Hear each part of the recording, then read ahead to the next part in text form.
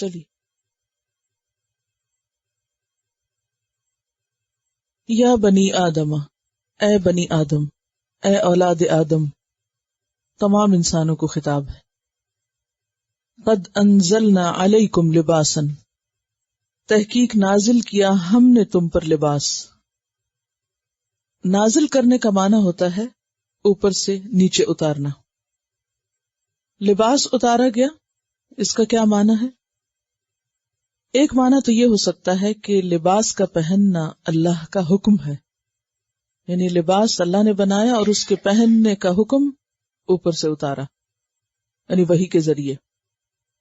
اور دوسرا معنی کہ آسمان سے بارش برسی اور زمین نے ایسی چیزیں اگائیں کہ جن سے انسان نے اپنا لباس تیار کیا.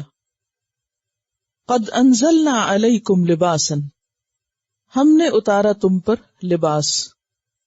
اور لباس کہتے ہیں ہر اس چیز کو جو پہنی جائے، خواہ وہ گرمی کے موسم میں یا سردی کے موسم میں، امن کی حالت میں یا جنگ کی حالت میں، خواہ کوئی مرد پہنے یا عورت پہنے یا بچہ پہنے. تو ہر وہ چیز جو پہنی اوڑھی جاتی ہے وہ لباس کہلاتی ہے.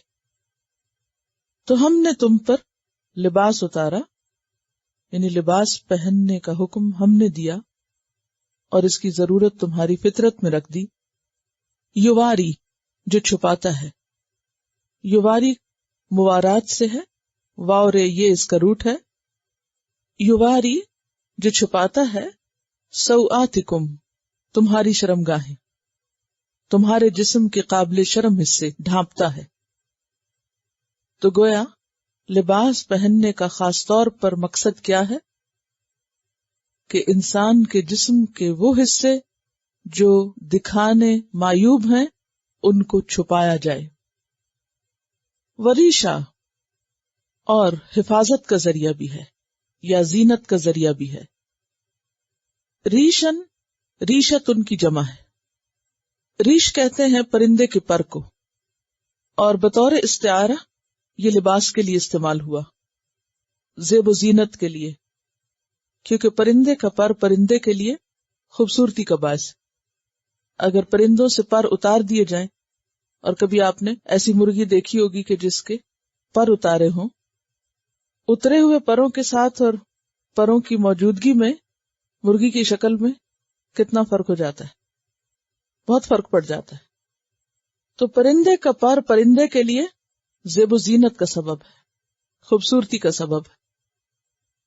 اسی لیے ریشہ کا پہلا معنی کیا کیا گیا ہے؟ زینت، خوبصورتی، کہ یہ تمہارے لیے جسم ڈھانکنے کا ذریعہ بھی ہے اور خوبصورتی حاصل کرنے کا بھی. اسی طرح ریش کا معنی مال بھی کیا گیا ہے، کیونکہ مال سے بھی زینت حاصل ہوتی ہے، مال سے بھی انسان خوبصورتی حاصل کرتا ہے. تو دونوں معنوں میں پھر ریشہ کا ترجمہ کیا کریں گے؟ زینت یا خوبصورتی. تو ہم نے تم پر لباس اتارا جو تمہارے جسم کے قابل شرم حصوں کو ڈھانپتا ہے اور خوبصورتی کا ذریعہ بھی ہے.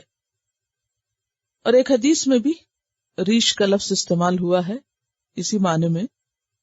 آپ صلی اللہ علیہ وسلم کی دعاؤں میں سے ہے کہ جب آپ لباس پہنتے تھے تو فرماتے الحمدللہ الذی رزقنی من الریاش مما اتجمل به فی الناس واباری به عورتی. الحمدللہ الذی رزقنی من الریاش، اللہ کا شکر کہ جس نے عطا کیا مجھے ریاش میں سے یعنی مال میں سے یا عمدہ لباس میں سے، کہ جس کے ذریعے ما اتجمل به فی الناس، لوگوں کے درمیان میں جمال حاصل کرتا ہوں، واباری به عورتی، اور اس کے ذریعے میں اپنے جسم کے ڈھانپنے والے حصوں کو ڈھانپتا ہوں. ولباس التقوی، اور تقوی کا لباس، ذالک خیر، یہ زیادہ بہتر ہے. یعنی ایک لباس وہ ہے جو ہمارے جسم کو ڈھانپتا ہے، ہمارے ظاہر کو ڈھانپتا ہے، اور ایک لباس وہ ہے جو ہمارے باطن کو ڈھانپتا ہے. ایک لباس وہ ہے جو جسمانی زینت کا ذریعہ ہے، اور دوسرا لباس وہ ہے جو روحانی زینت کا ذریعہ ہے، جو باطنی زینت کا ذریعہ ہے. ایک حسی لباس ہے اور ایک معنوی ہے. یہاں دونوں لباسوں کی بات ہو رہی ہے کہ انسان کی خوبصورتی صرف ظاہری لباس میں نہیں بلکہ اس کے ساتھ ساتھ اسے باطنی لباس کی بھی ضرورت ہے جو لباس تقویٰ ہے، کیونکہ تقویٰ کا تعلق دل سے ہے۔ نبی صلی اللہ علیہ وسلم نے دل کی طرف اشارہ کر کے فرمایا التقویٰ ہا ہنا، تو تقویٰ کا لباس بھی دراصل اندر کا لباس ہے، اور جب اندر ہوتا ہے تو وہ باہر بھی جھلکنے لگتا ہے۔ وَلِبَاسُ التَّقْوَى ذَلِكَ خَيْرٌ ذَلِكَ مِنْ آیات اللہ، یہ اللہ کی آیات میں سے ہے، اور آیات دو طرح کی ہوتی ہیں، ایک ہے قرآن کی آیات جس میں اللہ تعالیٰ کے احکامات آتے ہیں، یعنی احکامات مراد ہیں، یعنی یہ لباس کا پہننا اللہ کے احکامات میں سے ہے، یعنی لباس کو اس طریقے پہ پہننا جس طرح پہننے کو کہا گیا ہے، یہ اللہ کا حکم ہے۔ ذالک من آیات اللہ، اور دوسرا آیت یعنی کونی یعنی نشانی، یعنی لباس کا بنایا جانا یہ اللہ کی نشانیوں میں سے ایک نشانی ہے۔ کیسے؟ کیونکہ تمام جانور، پرندے ہوں یا درندے ہوں یا سمندر کے جانور ہوں، ان سب کو اللہ تعالی نے ایک مستقل لباس دے دیا، لیکن انسان کے لیے چوائس رکھی، ویرائٹی رکھی، اور اسے کیا حکم دیا کہ اپنی عقل استعمال کر کے وہ ایسا لباس تیار کرے جس سے اس کے جسم کو حفاظت بھی ہو، پروٹیکشن ہو، کمفرٹ ہو، اور اس کے ساتھ ساتھ وہ اس کے لیے جمال اور وقار کا ذریعہ بھی ہو۔ ذالک من آیات اللہ لعلہم یذکرون، یہ اللہ کی نشانیوں میں سے ہے شاید کہ وہ نصیحت پکڑیں، شاید کہ لوگ بات سمجھ جائیں، یہ اللہ کا حکم ہے، شاید لوگوں کی سمجھ میں آ جائے۔ لباس کے بارے میں مزید تفصیل کے لیے آپ دو کتابوں میں سے لباس کے آداب کا چیپٹر پڑھیں گے، ایک ہے منہاج المسلم صفحہ 225، تو پیج 225 پر جو اردو ورژن ہے اس میں لباس کے آداب موجود ہیں، سب احادیث اور آیات جو بھی اس بارے میں آتی ہیں وہ وہاں لکھی ہوئی ہیں، اور دوسری کتاب ہے آداب زندگی پیج 24، تو یہ آپ کا ہوم ورک بھی ہے انشاءاللہ، جس میں آپ مزید تفصیل پڑھیں گے، کیونکہ یہ اللہ کا حکم ہے لباس پہننا اور صحیح لباس پہننا۔ تو ہمارا دین لباس کے بارے میں ہمیں کیا حکم دیتا ہے، ہم سے کیا تقاضا کرتا ہے، اس کو جاننا ہم پر لازم ہے، اور یہ دین کا حصہ ہے۔ لہذا ذالک من آیات اللہ لعلہم یذکرون، جس طرح ایک پرندہ یا پلکڈ ہین جو ہے اگر اسے دیکھا جائے تو وہ اتنی گندی لگتی ہے، تو بالکل اسی طرح انسان اگر لباس کے بغیر ہو تو وہ اس کے لیے خوبصورتی کا ذریعہ نہیں۔ لباس خوبصورتی ہے، لباس کو زینت کہا جا رہا ہے، نہ کہ بے لباس ہونے کو۔ لیکن چونکہ شیطان نے انسان کے ساتھ جو دشمنی کی، اس میں پہلا کام کیا کیا کہ انسان کو بے لباس کیا، اور اس سے اس کی زینت اور اس کا وقار اور اس کی عزت اتاری۔ یعنی لباس جو ہے وہ پروٹیکشن اور عزت اور وقار اور جمال سب کا ذریعہ، اور اب دنیا میں آ کر بھی وہ بے لباس ہونے کو انسان کے لیے بڑا ہی اٹریکٹیو بنا رہا ہے، اس چیز کو، اس عمل کو بڑا خوبصورت بنا کے دکھاتا ہے کہ یا تو انسان بے لباس ہو یا یہ کہ بہت ہی مختصر لباس والا ہو، دونوں ہی چیزیں ناپسندیدہ ہیں۔ تو لباس ویسا ہو جیسا اللہ کا حکم ہے یا جو اللہ چاہتا ہے، ورنہ نہ انسان کی عبادت قبول ہے اور نہ باقی اعمال۔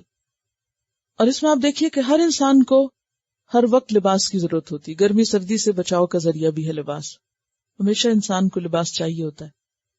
اگر انسان بے لباس ہے اور بے لباس ہو کے لوگوں میں گھوم پھر رہا ہے تو وہ مستقل طور پر نافرمانی کی حالت میں ہے، کیونکہ اللہ نے اس کے لیے حکم اتارا تھا کہ وہ پہنے، اور وہ نہیں پہن رہا تو وہ کیا کر رہا ہے؟ نافرمانی کر رہا ہے۔ اب اس میں پھر فرق بھی ہے، مرد کا لباس کیسا ہو، عورت کا کیسا ہو، اس کی تفصیلات آپ پڑھیں گے۔ تو اس میں آپ دیکھیے کہ عورت کے لیے جس طرح کا لباس ضروری ہے، اگر وہ اس لباس میں نہیں یا اس لباس سے بے نیاز ہے یا اس کی پابندی نہیں کر رہی تو وہ اللہ کی نافرمانی کر رہی.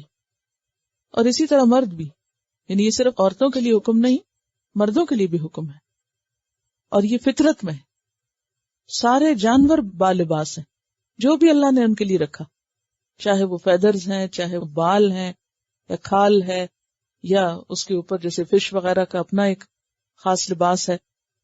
اور پھر آپ دیکھیے کہ ان میں کتنی مختلف طرح کی ورائٹی ہے، کلر سکیم ہے، ڈیزائنز ہیں، رنگ ہیں.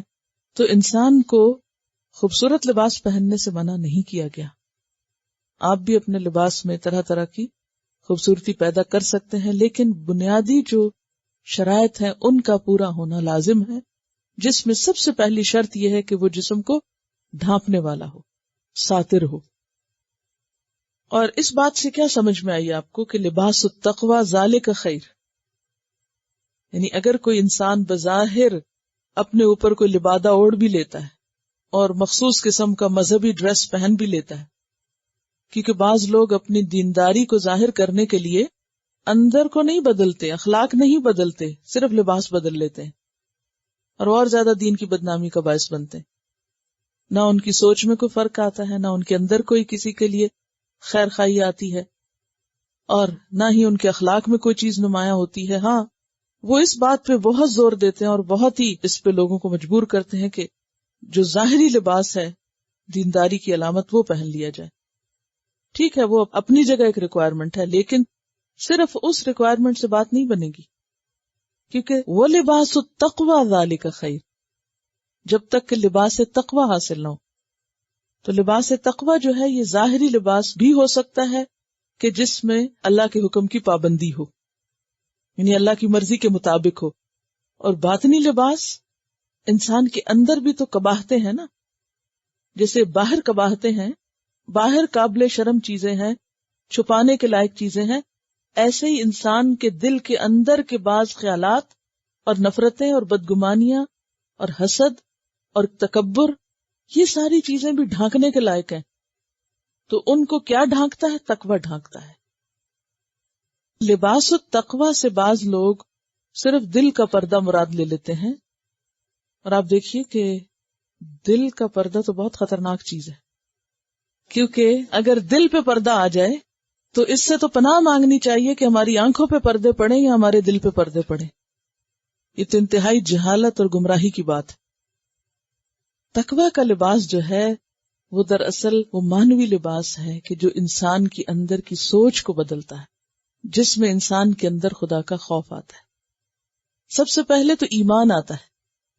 لباس التقوی میں پہلی چیز ایمان ہے، کیونکہ صحابہ کرام کے بارے میں اللہ سبحانہ وتعالی فرماتے ہیں وَلَكِنَّ اللَّهَ حَبَّبَ إِلَيْكُمُ الْإِيمَانَ وَزَيَّنَهُ فِي قُلُوبِكُمْ. سورۃ الحجرات کی آیت ہے وَلَكِنَّ اللَّهَ حَبَّبَ، لیکن اللہ نے محبوب کر دیا، الیکم تمہاری طرف، کس چیز کو؟ الایمان، یعنی تمہارے دلوں میں ایمان کی محبت ڈال دی. وَزَيَّنَهُ، اور اسے خوبصورت کر دیا، سجا دیا، یعنی ایمان کو سجا دیا. کہاں؟ فی قلوبکم، تمہارے دلوں میں، یعنی تمہارے دل ایمان سے سجے ہوئے. تو لباس التقوی جو دل کا لباس ہے اس میں سب سے پہلی چیز ایمان آتا ہے. سچا اور خالص ایمان، اللہ پر یقین اور توکل اور اللہ کی محبت اور اللہ کا خوف، جو انسان کے دل کو خوبصورت بناتا ہے اور اس سے ساری علائشیں نکالتا ہے. پھر اس کے بعد حق کا اعتراف کرنا، یعنی سچائی کو مان لینا، تکبر کو چھوڑ دینا، یعنی کوئی بھی چیز اللہ کی بات کے سامنے آئے تو اس میں آڑ نہ بنے. پھر تواضع، عاجزی، اپنے آپ کو بندہ سمجھنا، اور جس پر کل بھی ہم نے کافی بات کی کہ تکبر سے خالی ہونا، یہ ہے تقوی کا لباس. کیونکہ تقوی انسان کے اندر خدا کا خوف پیدا کرتا ہے. جس کے اندر حقیقی معنوں میں خدا کا خوف آ جائے وہ پھر اکڑ سے کام نہیں لے سکتا، اس کے اندر فخر اور غرور نہیں ہوا کرتا. اور پھر اپنے اور دوسروں کے لیے یکساں پیمانے رکھنا، یہ بھی تقوی سے متعلق ہے، یہ بھی اندر کی خوبصورتی ہے. اس کا کیا مطلب ہے کہ جو اپنے لیے پسند کرو وہی دوسروں کے لیے. یہ نہیں کہ اپنے لیے معیار کچھ اور ہو اور دوسروں کے لیے کچھ اور ہو. کیونکہ کوئی شخص مومن نہیں ہو سکتا جب تک کہ وہ اپنے بھائی کے لیے وہ پسند نہ کرے جو اپنے لیے پسند کرتا ہے. یعنی ہر ایک کے لیے مکمل خیر خواہی. یہ ہے دل کا تقویٰ، یہ ہے اندر کا لباس جو انسان کو زینت بخشتا ہے. اور حقیقی معنوں میں وہی انسان خوبصورت ہوتا ہے جس کا اندر اور باہر دونوں خوبصورت ہوں. لیکن افسوس یہ کہ ہماری اکثریت صرف باہر کی خوبصورتی پر توجہ دیتی ہے، اور انسانوں میں سے بھی خوبصورت صرف اس کو سمجھتی ہے جس کا ظاہری حال حلیہ خوبصورت ہے، خواہ اندر خوبصورت ہے یا نہیں. تو اصل خوبصورت وہ ہے جس کا باطن خوبصورت ہے، اور جب باطن خوبصورت ہوتا ہے تو اس کا اثر چہرے پر بھی آ جاتا ہے، اور رویے میں بھی آ جاتا ہے، اور گفتگو میں بھی آتا ہے، اور سارے اعمال میں آنے لگتا ہے. پھر فرمایا یا بنی آدم، اے اولاد آدم، اے آدم کے بچوں، لا یفتننکم الشیطان، نہ گمراہ کرے تم کو شیطان. یفتنن کا لفظ جو ہے فتنہ سے ہے. پیچھے آپ فتنے کے بارے میں پڑھ چکے ہیں، اس کے کئی معنی. فتنہ آزمائش کو بھی کہتے ہیں، امتحان کو، کھرا کھوٹا الگ کرنے کو، اور پھر یہاں گمراہ کرنے کے معنی میں، یعنی ایسے امتحان میں نہ ڈال دے تم کو کہ تم اچھے برے کا فرق ہی نہ دیکھ سکو اور اس کے پیچھے لگ کے بھٹک نہ جاؤ. لا یفتننکم الشیطان، کما جیسا کہ، اخرجا اس نے نکلوا دیا تھا. ایک ہوتا خرجا، خرجا کا معنی ہوتا نکلنا، یہ ہے لازم. اور جب اخرجا بنے تو کیا ہو گیا؟ متعدی. اور متعدی کا کیا معنی ہوتا ہے؟ دوسرے کو نکالنا. اس نے نکلوا دیا تھا ابویکم، تمہارے دو باپوں کو. یہ لفظی معنی ہے، والدین کو. مراد ہے آدم اور حوا. اور پیچھے اس کی وضاحت ہو چکی ہے کہ ماں اور باپ کہنے کی بجائے دو باپ کیوں کہا گیا؟ صیغہ تغلیب کی وجہ سے. جیسے سورج اور چاند دونوں کو ملا کے کیا کہہ دیا جاتا ہے؟ قمرین. قمر عربی میں مذکر ہے، قمرین سے مراد سورج اور چاند ہے. تو اسی طرح ابوین سے مراد ماں اور باپ ہوتے ہیں. تمہارے والدین کو من الجنت، جنت سے. آدم اور حوا ہم سب کے والدین ہیں، ہم سب کے، سب کا ان سے برابر کا رشتہ ہے. تو نکلوا دیا تھا تمہارے والدین کو جنت سے. اب یہاں پر والدین کا لفظ کیوں بولا گیا؟ تاکہ انسان ان سے قریبی رشتہ محسوس کرے. کیونکہ ماں باپ پہ جب کچھ گزرتا ہے تو وہ اولاد کے لیے بڑا تکلیف دہ ہوتا ہے. اگر کسی تھرڈ پرسن کی بات ہو تو وہ کم محسوس ہوتی. جیسے عام طور پر اگر والدین کو کوئی بیماری ہو یا کوئی تکلیف ہو تو بچوں کو کیا کہہ کے سمجھایا جاتا ہے کہ دیکھو تمہارے ماں باپ کو وہ بیماری تھی، تم احتیاط کرو کھانے میں ورنہ تمہیں بھی وہ نہ ہو جائے. تو یہ بات انسان کو جلدی سمجھ میں آتی. اور اگر یہ کہا جائے کہ ہاں یہ فلاں ایک بیماری ہے اور تمہیں پرہیز کرنا چاہیے کہیں تمہیں نہ ہو جائے، تو وہ محسوسات میں نہیں آتی، وہ بات انسان فیل نہیں کرتا. لیکن جب یہ دیکھتا کہ ہاں ہمارے ماں باپ کو اس چیز سے تکلیف ہوئی تو پھر انسان فوراً بچنے کی سوچتا ہے، فکر کرتا ہے. تو یہاں اس لیے فرمایا تمہارے ماں باپ کو اس نے جنت سے نکلوایا تھا. وہ بڑا ظالم دشمن ہے. اور کیا کیا تھا؟ ینزع، نزع کا مطلب ہوتا ہے کھینچنا. ینزع عنہما، اتروا دیا تھا ان دونوں سے، یعنی کھچوا دیا تھا ان دونوں سے. لباسہما، ان کا لباس، جس کا ذکر پیچھے گزر چکا. لیریہما، تاکہ وہ ان دونوں کو دکھائے. سوآتہما، ان کی شرمگاہیں. یعنی دونوں سے مراد آدم اور حوا کو ایک دوسرے کے سامنے ننگا کر دے، بے عزت کر دے، اور ان کو ان کے قابل شرم حصے دکھائے کھول کے، ان کا لباس اتروا کر.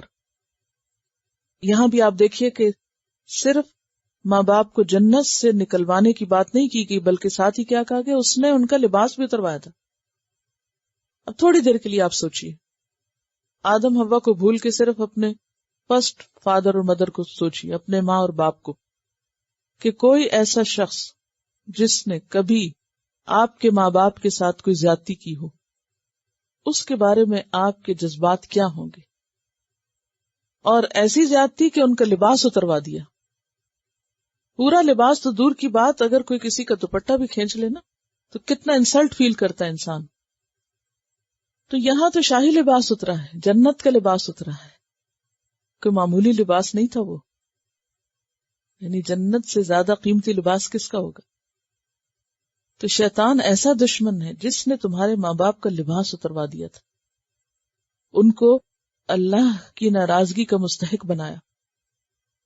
اور پھر مقصد کیا تھا؟ لیُریَہُمَا سَوْآتِہِمَا، تاکہ ان کو برہنہ کر دے، ننگا کر دے، ان کو ننگا کرا دیا تھا. انہو، بے شک وہ، یراکم، دیکھتا ہے تم کو، ہوا وہ خود بھی، وقبیلہ، اور اس کا قبیلہ بھی. قبیل اور قبیلہ ایک ہی چیز ہوتی ہے، اور قبیلہ کہتے ہیں جماعت کو، گروہ کو، 3 اور اس سے زیادہ. مراد ہیں اولاد ابلیس یا اس کے لشکر، گروہ جن. تو انہو، بے شک وہ یعنی ابلیس، یراکم، وہ دیکھتا ہے تم کو یعنی خود بھی، وقبیلہ، اور اس کا قبیلہ بھی دیکھتا ہے. یعنی سارے جنات انسانوں کو دیکھ سکتے ہیں. من حیث، جہاں سے، لا ترونہم، نہیں تم دیکھ سکتے ان کو، تم ان کو نہیں دیکھ سکتے، وہ تمہیں دیکھتے رہتے ہیں. اب آپ سوچئے ایسے دشمن کے بارے میں جو آپ کو دیکھ رہا ہو اور آپ اس کو نہ دیکھ رہے ہو، کتنا خطرناک معاملہ ہے. وہ آپ کو دیکھ رہا ہے اور آپ کو پتہ ہی نہیں کہ وہ کہیں آس پاس ہے، اور وہ آپ کے اندر ہے اور جسم میں خون کی طرح دوڑ رہا ہے. آپ کو نظر نہیں آتا. چونکہ نظر نہیں آتا تو امتحان اور سخت ہے، خطرہ اور زیادہ ہے. تو اس سے بچنے کے لیے پھر کیا ضروری ہے کہ انسان اس کی مدد حاصل کرے جو اس کو دیکھتا ہے. ہم اکیلے نہیں اس سے نبٹ سکتے. تو کس کی مدد چاہیے اس میں؟ اللہ کی، جو اس کو دیکھتا ہے. اور وہ اللہ کو نہیں دیکھ سکتا، اور اللہ تعالیٰ اس کو خوب پکڑنے پہ قادر ہے. اللہ تعالیٰ نے یہ وعدہ بھی کیا کہ ان عبادی لیس لک علیہم سلطان، میرے بندوں پہ تیرا بس نہیں چلے گا. یعنی جن کو اللہ کی پروٹیکشن حاصل ہوگی ان کو شیطان کچھ نہیں کر سکے گا، ان کا کچھ نہیں بگاڑ سکے گا. انا جعلنا الشیاطین، بے شک بنایا ہم نے شیطانوں کو، اولیاء سرپرست، کس کا؟ للذین، ان لوگوں کا، لا یؤمنون، جو ایمان نہیں لاتے. جو ایمان نہیں لاتے وہ پھر رحمان کی پیروی نہیں شیطان کی پیروی کرتے ہیں، اور شیطان کو اپنا سرپرست مانتے ہیں، اپنا استاد مانتے ہیں، اپنا لیڈر مانتے ہیں. وہ پوری طرح شیطان کی گرفت میں. تو اس سے پتہ یہ چلتا ہے کہ جب انسان کا ایمان نہیں رہتا یا اس کی ایمان میں کمی ہوتی ہے تو شیطان پوری طرح قابو پا لیتا ہے اور حملہ آور ہو جاتا ہے. ایمان جو ہے وہ ایک ڈھال ہے، پروٹیکشن. جتنا جتنا وہ کمزور پڑے گا اتنی اتنی آپ کی حفاظت اور پروٹیکشن کمزور ہو جائے گی، اور پھر وہ زیادہ حملہ آور ہو سکے گا. ایک بات یاد رکھیے کہ شیطان انسانوں پہ زور نہیں رکھتا. اس کا بس اور زور صرف ان پہ چلتا ہے جو اس کا کہا مانتے، جن کے پاس ایمان نہیں ہوتا.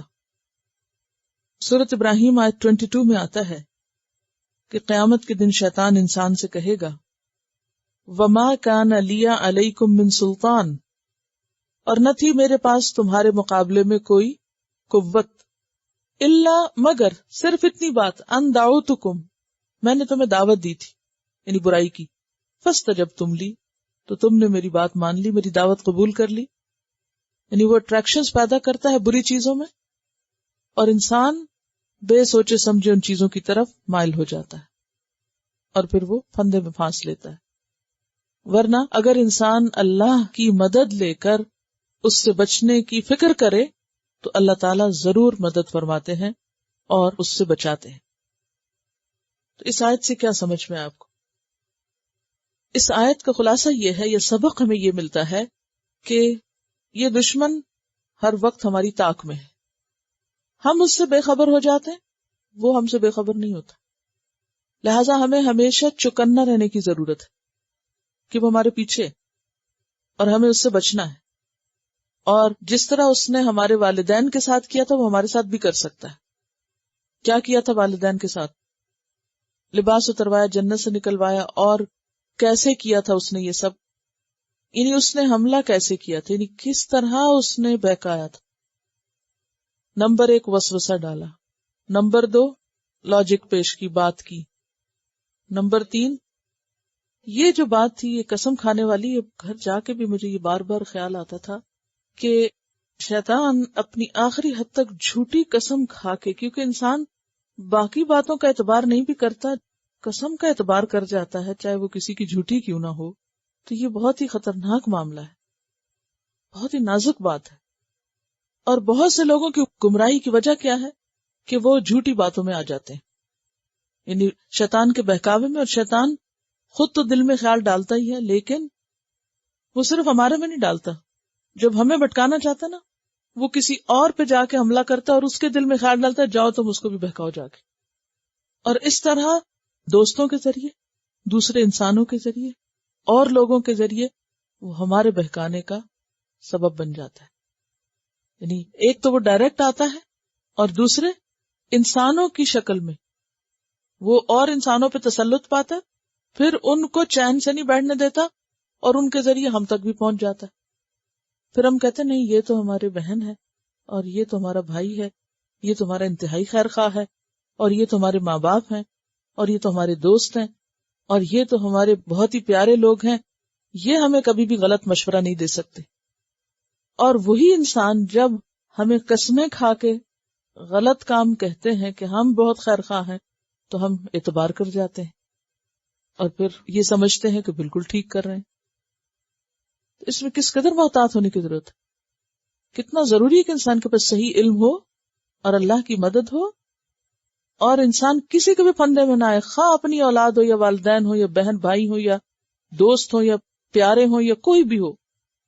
جو بھی اللہ کی مرضی کے خلاف بات کہتا ہے، چاہے وہ بیوی ہے یا شوہر ہے یا ماں ہے یا باپ ہے، بہن ہے یا بھائی ہے، یا کسی رشتے کا نام لے، عزیز سے عزیز شخص کا آپ نام لیں، لیکن اگر وہ اللہ کے حکم کے خلاف بات کر رہا ہے، اللہ کی مرضی کے خلاف بات کر رہا ہے، تو کبھی بھی ہمارا دوست اور خیر خواہ نہیں ہے. لیکن چونکہ اس پہ شیطان غالب ہوتا ہے، شیطان نے اس کو اپنا بنا لیا ہوتا ہے، تو پھر اس کے ذریعے ہمیں بھی گمراہ کرنے کی کوشش کرتا ہے. ویسے ہم بعض اوقات اس کے پھندے میں نہیں آتے، لیکن جب وہ ہمارے پیاروں کی شکل میں ہمارے سامنے آ کھڑا ہوتا ہے نا، تو ہم ان کی محبت میں بہک جاتے ہیں. ہم کہتے نہیں ان کا دل نہیں توڑ سکتے ہم، اور تو میں چلو سب کو نہ کر سکتی ہوں، اس کو نہیں کر سکتی. اور جب آپ اس کو نہیں کر سکتے نا، تو یہی اس جو ہے نا یہ آزمائش کا ذریعہ بن گیا آپ کے لیے. نافرمانی کسی کے طریقے پر بھی ہو، کوئی ایک ہو یا 10 ہو، نافرمانی نافرمانی ہے. تو اس معاملے میں بے حد محتاط رہنے کی ضرورت ہے کہ ایک دروازہ یا ایک رخنا بھی کھلا نہ چھوڑیں. جب سردی ہوتی ہے تو کیا کرتے ہیں آپ؟ نہیں کوئی ایک کھڑکی کھلی رہنے دیں، کہتے نہیں ڈرافٹ نہیں آنی چاہیے اندر، وہ زیادہ خطرناک ہوتی ہے کہ انجانے میں آپ کو لگ جائے گی کچھ ٹھنڈ. ہمیں ہمیشہ یہ بات یاد رکھنی چاہیے کہ اللہ سبحانہ وتعالیٰ قرآن پاک میں واضح طور پہ فرماتے کہ یوم لا ینفع مال ولا بنون، جس دن نہ مال کام آئے گا نہ بیٹے کام آئیں گے. اور پھر وہ صرف انسانوں کے ذریعے نہیں، کوئی بھی چیز جس سے ہمیں محبت ہوتی ہے نا، جو چیزیں ہماری ویکنس ہے وہ ان رستوں سے آتا ہے. اگر اولاد سے محبت ہے تو اس طرف سے آئے گا، مال سے ہے تو ادھر سے آئے گا، یا ہماری کوئی ہابیز ہیں یا مشغلے ہیں یا ہماری کوئی دلچسپیاں اور شوق ہیں ادھر سے آئے گا. یہی وجہ آپ دیکھیں کہ بعض اوقات آپ سب کو نہ کر دیتے ہیں تو جو آپ کے پسند کا کام ہوتا ہے نا، آپ اس میں اتنے الجھتے ہیں کہ نماز لیٹ کر دیں گے. ویک پوائنٹ سے آتا ہے، کیونکہ وہ دائیں طرف سے اور بائیں طرف سے اور آگے سے اور پیچھے سے، یہی اس کا مطلب ہے. احساسات سے، جذبات سے، خواہشات سے، کبھی کہیں سے کبھی کہیں سے. تو اس کے لیے کوئی ایک دروازہ کھلا نہ رہے. ایک اور بات یہاں جو بہت اہم نظر آ رہی ہے وہ یہ ہے کہ ہم اکیلے ہیں اور وہ پورا قبیلہ ہے، لشکر ہے اس کے پاس. تو اس کے لیے ایک بڑی اہم بات یہ ہے کہ تنہا ہم لشکر کا مقابلہ نہیں کر سکتے. ہمیں نیکی کے رستے پر چلنے کے لیے ایک دوسرے کی مدد اور سپورٹ بھی چاہیے، ایک دوسرے کا ساتھ چاہیے، کیونکہ اکیلی بھیڑ کو بھیڑیا کھا جاتا ہے. تو شیطان بھیڑیا ہے ہمارے لیے.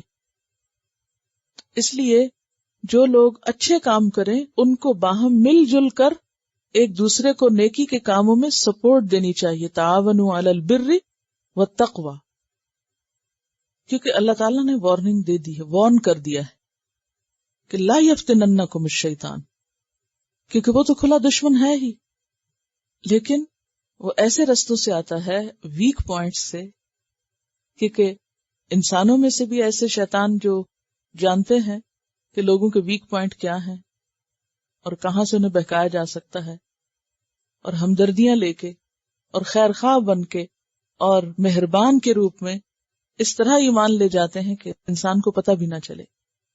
تو اس لیے بہت ہی کیئرفل ہونے کی ضرورت ہے.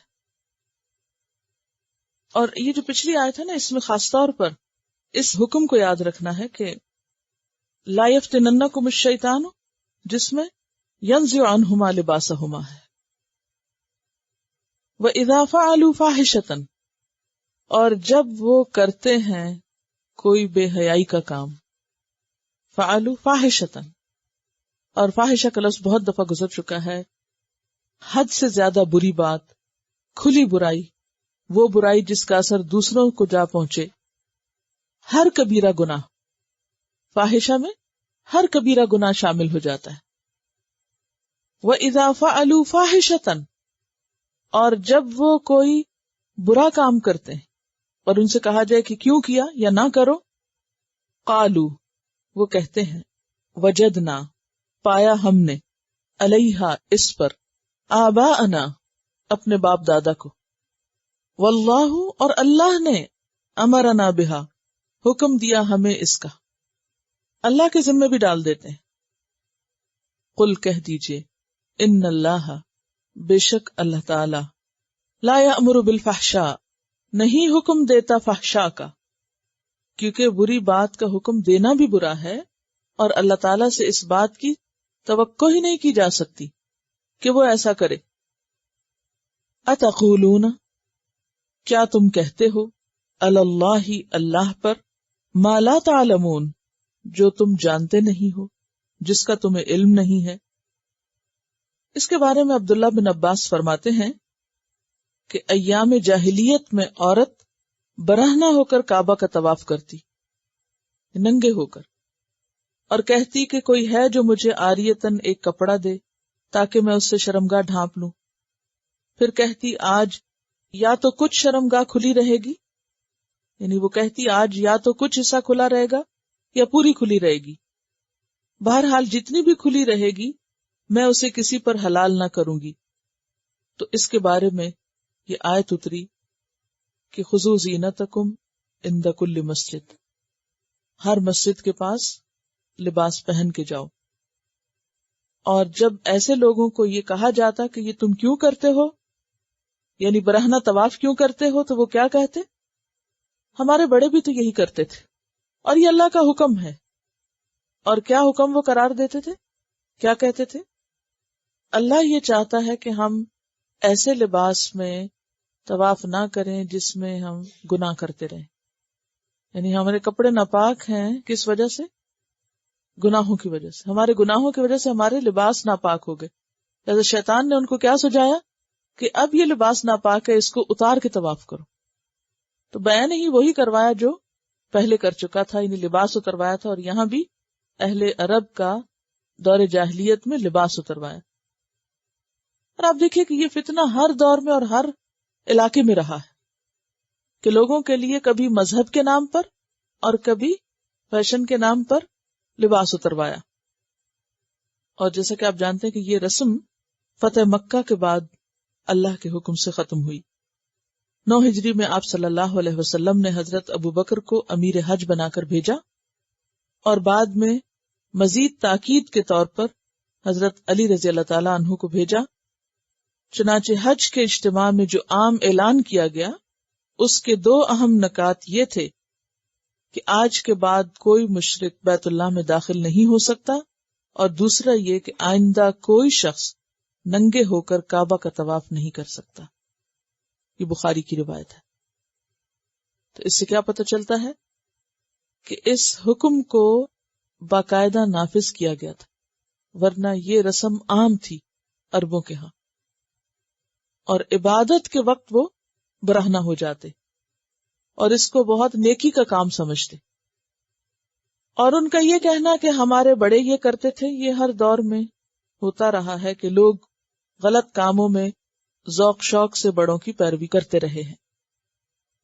مثلا سورۃ الزخرف آیت 23 میں آتا ہے وَكَذَلِكَ مَا أَرْسَلْنَا مِن قَبْلِكَ فِي قَرْيَةٍ مِّن نَذِيرٍ إِلَّا قَالَ مُتْرَفُوهَا إِنَّا وَجَدْنَا آبَاءَنَا عَلَىٰ أُمَّةٍ وَإِنَّا عَلَىٰ آثَارِهِم مُقْتَدُونَ۔ کیا معنی ہے کہ ہم نے آپ سے پہلے کسی بستی میں جو بھی کوئی رسول بھیجا تو اس کے کھاتے پیتے لوگوں نے کہا کہ ہم نے اپنے باپ دادا کو ایک طریقے پہ پایا ہے اور ہم انہی کے آثار پر، انہی کے نشانات پر ان کی پیروی کرنے والے ہیں، یعنی ہم آپ کی بات نہیں مانیں گے، باپ دادا کی مانیں گے۔ تو اللہ تعالیٰ نے فرمایا قُلْ أَوَلَوْ جِئْتُكُمْ بِأَهْدَىٰ مِمَّا وَجَدتُّمْ عَلَيْهِ آبَاءَكُمْ، کیا اگرچہ میں تمہارے پاس اس سے بھی زیادہ بہتر ہدایت والی چیز لے آؤں جس پر تمہارے باپ دادا تھے، پھر بھی نہیں پیروی کرو گے اس بات کی جو میں تمہیں پیش کروں؟ پھر اسی طرح سورۃ صافات میں اللہ تعالیٰ فرماتے ہیں انہم الفوا آباءہم ضالین، انہوں نے اپنے باپ دادا کو گمراہ پایا، فہم علی آثارہم یہرعون، وہ بھی انہی کے آثار پر بھاگے چلے جا رہے ہیں آنکھیں بند کر کے۔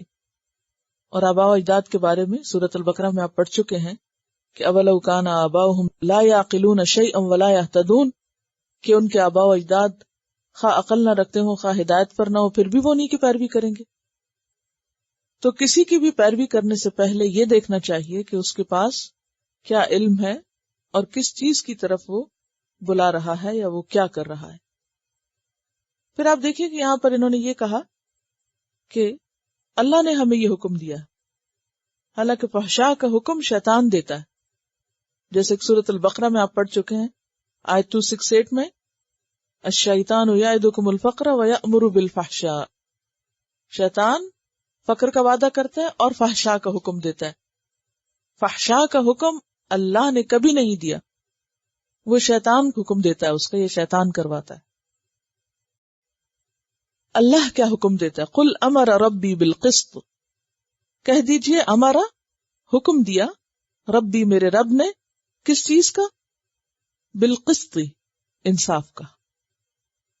قسط کہتے ہیں عدل کو، اعتدال کو، تمام معاملات میں درمیانی راہ یا میانہ روی جس کو آپ کہتے ہیں، میانہ روی اختیار کرنے کو، یعنی ایسا کام جو افراط و تفریط سے خالی ہو۔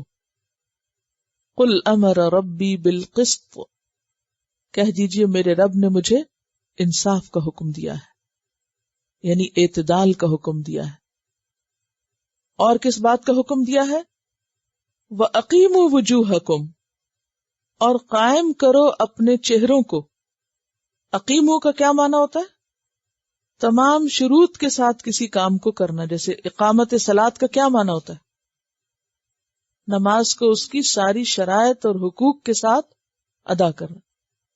اور وجوہ کا لفظ جو ہے یہ وجوہ وجہ سے ہے۔ وجہ کس کو کہتے ہیں؟ چہرے کو، اپنے چہرے کو، اور چہرے سے مراد توجہ بھی ہو سکتی ہے اور خود چہرہ بھی ہو سکتا ہے۔ اپنا چہرہ قائم کرو، عند کل مسجد، ہر مسجد کے پاس۔ کیا مطلب؟ کہ اپنا چہرہ کعبہ کی طرف کرو، جیسے سورۃ البقرہ آیت 144 میں آتا ہے فَوَلِّ وَجْهَكَ شَطْرَ الْمَسْجِدِ الْحَرَامِ، یعنی ظاہری طور پر اپنا چہرہ قبلے کی طرف رکھو نماز کے لیے۔ اور دوسرا معنی کیا ہے؟ کہ صرف ظاہری چہرہ نہیں بلکہ اندر کی توجہ، اندر کا دھیان بھی اللہ ہی کی طرف ہو، جیسے کہ سورۃ الروم آیت 30 میں آتا ہے فَأَقِمْ وَجْهَكَ لِلدِّينِ حَنِيفًا قائم کرو اپنے چہرے کو دین کے لیے یکسو ہو کر. وَأَقِيمُوا وُجُوهَكُمْ عِنْدَ كُلِّ مَسْجِدٍ وَادْعُوهُ مُخْلِصِينَ لَهُ الدِّينَ. وَادْعُوهُ اور پکارو اس کو، یا عبادت کرو اس کی. دونوں معنی ہوتے ہیں. دعا جو ہے اس کا ترجمہ دعا بھی کیا جاتا ہے اور دعا کا ترجمہ عبادت بھی کیا جاتا ہے. وہ کیوں؟ دعا کا ترجمہ عبادت کیوں؟ کیا دلیل ہے؟ الدعاء ہی العبادہ، دعا عبادت ہی ہے، یہ عبادت کا اعلی حصہ ہے. تو مراد ہے وَاعْبُدُوهُ، عبادت کرو اس کی. کیسے کرو عبادت؟ مخلصین، مخلصین مخلص کی جمع ہے، خالص کرنے والے. لہو اس کے لیے، الدین دین کو، اس کے لیے دین کو خالص کرنے والے ہو کر. کس سے خالص؟ شرک سے، ریاکاری سے. یعنی جب اللہ کی عبادت کرو تو خالص اسی کے لیے کرو، کسی اور کو اس میں شریک نہ کرو. غیر اللہ کی عبادت سے بچو اور پوری توجہ اللہ کی طرف رکھو. اور مسجد کا لفظ جو ہے یہ ظرف مکان بھی ہے اور ظرف زمان بھی ہے. مکان کس کو کہتے ہیں؟ جگہ کو. تو مسجد پھر کیا ہوگی؟ یہاں جہاں نماز پڑھی جاتی. اور اگر زمان ہو تو کیا مانا؟ نماز کے وقت، یہ مراد ہے، سجدے کا وقت. کہہ دیجئے میرے رب نے کسی فحشاء کا حکم نہیں دیا بلکہ اعتدال کا حکم دیا ہے، اور اس بات کا حکم دیا ہے کہ ہر مسجد کے پاس ہر عبادت کے وقت اپنی توجہ اللہ کی طرف رکھی جائے، اسی کی طرف یکسو ہوا جائے اور دین کو اسی کے لیے خالص کرتے ہوئے اس کی عبادت کی جائے. کیونکہ دور جاہلیت میں لوگ اپنی مرضی کے مطابق اپنے خود ساختہ طریقوں پر عبادت کرتے تھے اور مسجدوں میں من مانے کام کرتے تھے، مسجد حرام میں خاص طور پر. تو یہاں اس سے منع کیا جا رہا ہے. پھر فرمایا کما بدأکم، جیسے اس نے پیدا کیا تم کو. بدأ کا ویسے معنی ہوتا ہے ابتدا کی تمہاری. بدأ یبدأ، جیسے شروع کیا تم کو یعنی پیدا کیا تم کو. تعودون، تم لوٹ کے آؤ گے، تم واپس آؤ گے، یعنی قیامت کے دن.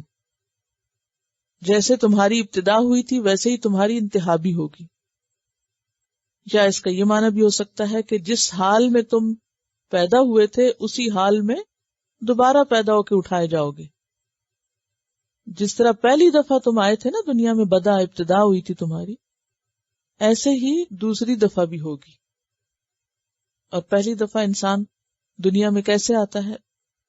بے لباس اور بغیر جوتے کے. قیامت کے دن بھی کیسے اٹھایا جائے گا؟ نہ لباس ہوگا نہ جوتا ہوگا، لوگ حشر کے میدان میں ننگے پاؤں ہوں گے.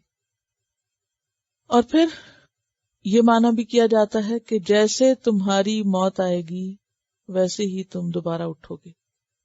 یعنی اعمال کا دار و مدار خاتمے پر ہے. یعنی جیسے تمہاری ابتدا ہوئی تھی اس دوسری زندگی کی ویسے ہی تم اٹھو گے اور اللہ کے ہاں کھڑے ہوگے. وہ حدیث میں بھی آتا ہے نا کہ جن اعمال پہ لوگ مریں گے انہی پر ان کو اٹھایا جائے گا. مسلم کی روایت ہے.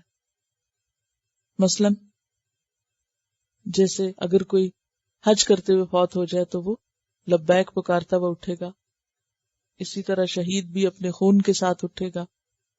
طالب علم بھی اسی طرح، خودکشی کرنے والا بھی، تکبر کرنے والا چیونٹیوں کی شکل میں، اور اسی طرح دیگر مجرم بھی جس جس طرح کے جرم کرتے ہوئے مریں گے قیامت کے دن اپنے جرموں کا جھنڈا اٹھائے ہوئے ہوں گے.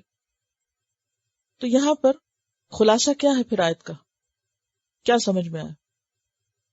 امر کا صیغہ ہے نا، حکم ہے، ہم سب کے لیے اس میں سبق ہے. کیا سبق ہے؟ یہاں پر ایک بہت ہی زبردست بات کی گئی ہے. پچھلی آیت میں مشرکین عرب کا کہنا تھا کہ اللہ نے بے حیائی کا حکم دیا.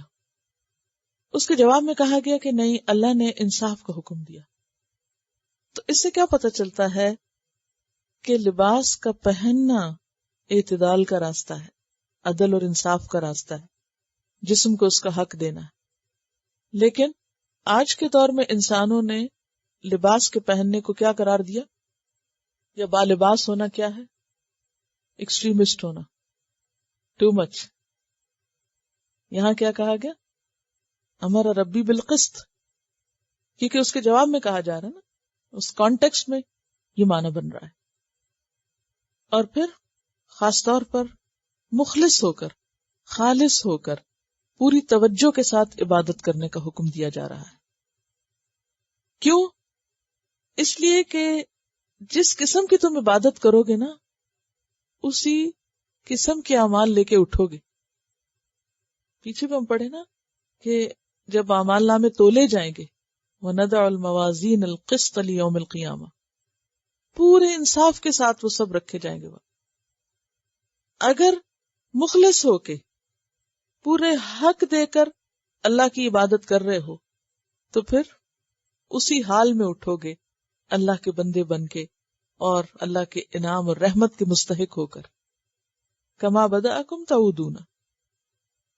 اچھا، یہ جو بات ہے نا، یہ اس عقیدے یا ان کے اس خیال کی بھی تردید ہے کہ اللہ تعالیٰ ہمیں دوبارہ کیسے پیدا کرے گا.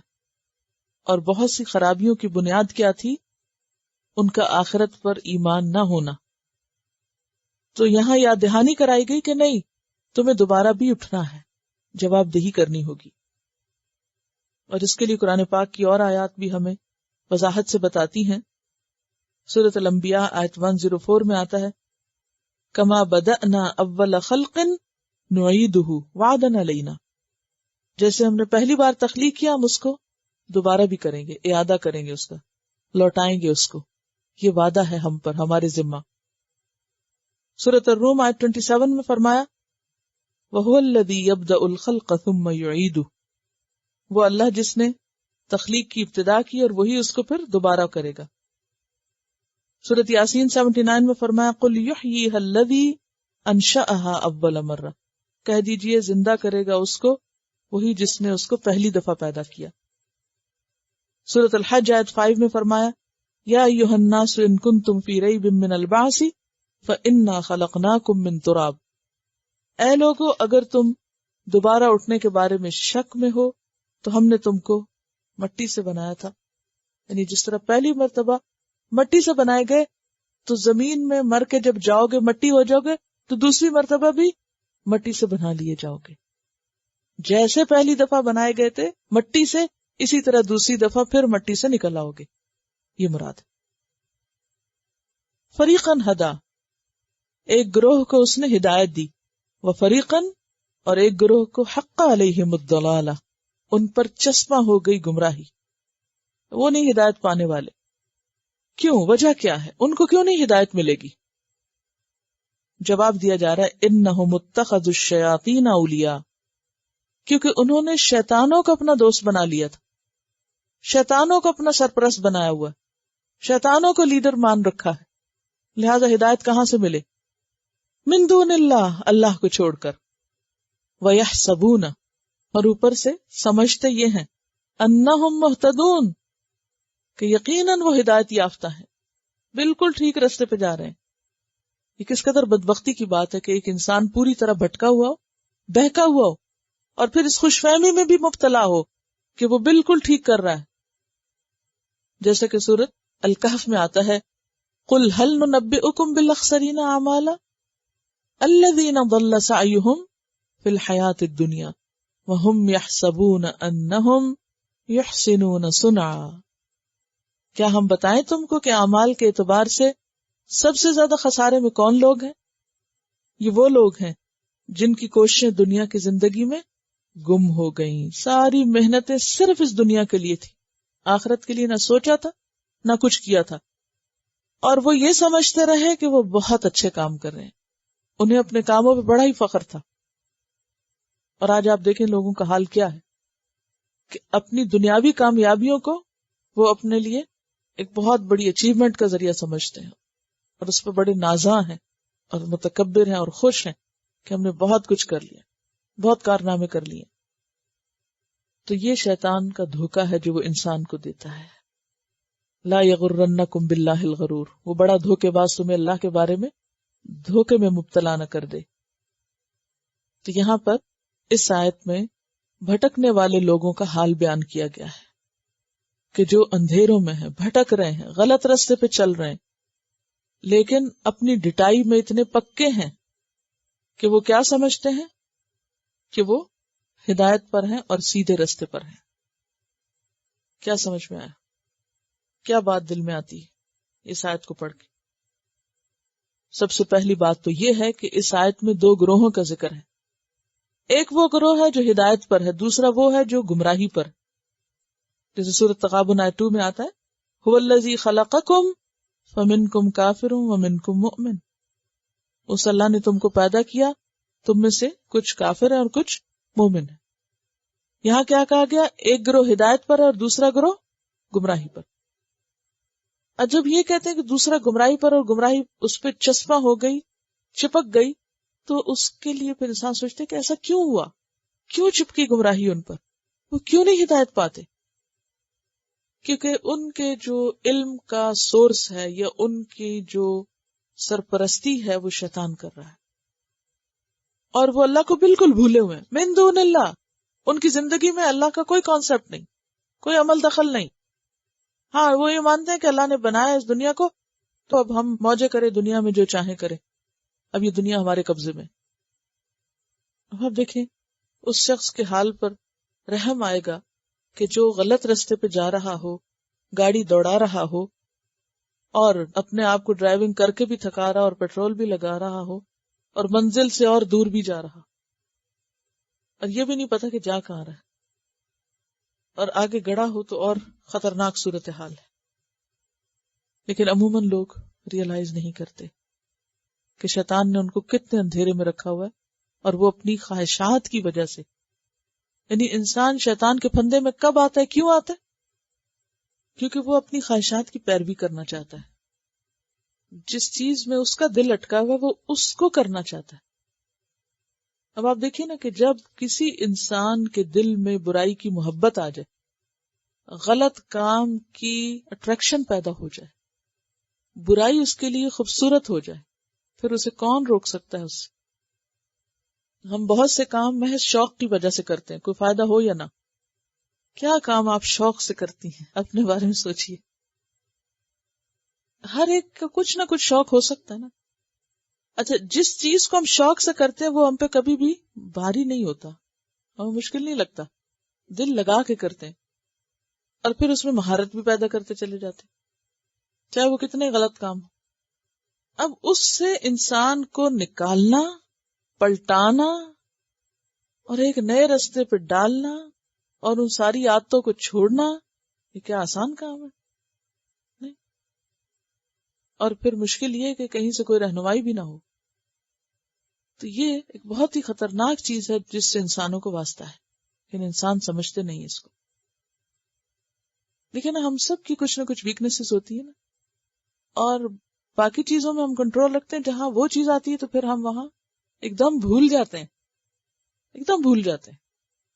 وہاں آ کے ہم ایسی تعویلیں اور حجتیں پیش کرتے ہیں کہ ہم بالکل اپنے آپ کو جسٹیفائی کر کے کہتے ہیں تو کیا ہوا، پھر کیا ہوا، اور کر لیتے ہیں جو کرنا چاہتے ہیں، کر جاتے ہیں، جانتے اور مانتے ہوئے بھی کہ اللہ کا حکم کچھ اور کہہ رہا ہے، پھر بھی شیطان کی مانے چلے جاتے ہیں۔ یا بنی آدم، اے بنی آدم، یہاں آپ دیکھیے کہ خطاب ایک ہی طریقے پہ آ رہا ہے، اے آدم کے بچوں، اے آدم کے بچوں، اے آدم کے بچوں، کیونکہ اس سے پہلے آدم علیہ السلام کا واقعہ گزر چکا، ان کی تخلیق کا واقعہ، پھر شیطان کے ساتھ ان کا جو مقابلہ ہوا تھا، اور پھر جو کچھ نتیجہ سامنے آیا، اس کے بعد اسی ریفرنس سے پکارا جا رہا ہے، اے آدم کی اولاد، خذو زینتکم، لیے رہو اپنی زینت، پکڑو اپنی زینت، اور زینت سے مراد یہاں لباس ہے، زیبائش، اور زینت نفس کی بھی ہوتی، دل کی بھی ہوتی، اور زینت جسم کی بھی ہوتی، حصی بھی ہوتی اور مانوی بھی ہوتی۔ تو لیے رہو اپنا لباس، یعنی حصی لباس جو جسم پہ پہنتے ہو، اور اندر کا تقوی اور ایمان، عند کل مسجد، ہر مسجد کے پاس، ہر عبادت کے وقت یا عبادت کی جگہ میں زینت کے ساتھ رہو۔ تو اشارہ ہے کس چیز کی طرف؟ نماز کے وقت خاص طور پر لباس کے احکامات کی پابندی کرنے کا اور صاف ستھرا پاکیزہ لباس پہننے کا، کہ جب نماز کا وقت ہو یا طواف کا وقت ہو، کیونکہ مسجد میں یا نماز ہوتی ہے یا طواف ہوتا ہے، یعنی حرم کی طرف اشارہ ہے، کیونکہ اسی کانٹیکس میں آیا تھا نا خاص طور پر. تو معنی یہ ہے کہ جب تم عبادت کے لیے حاضر ہو تو اہل عرب کے جاہلی طریقے پر بے لباس نہ آؤ یا مختصر لباس میں نہ آؤ، بلکہ پراپر لباس میں آؤ، ستر والے لباس میں آؤ. اور نہ صرف یہ کہ ظاہری لباس کی پابندی کرو، بلکہ پوری توجہ بھی اللہ کی طرف ہو، تمہارے دل کا جھکاؤ بھی اس کی طرف ہو، تمہارا چہرہ بھی ادھر ہی کو لگا ہوا ہو، یکسو ہو.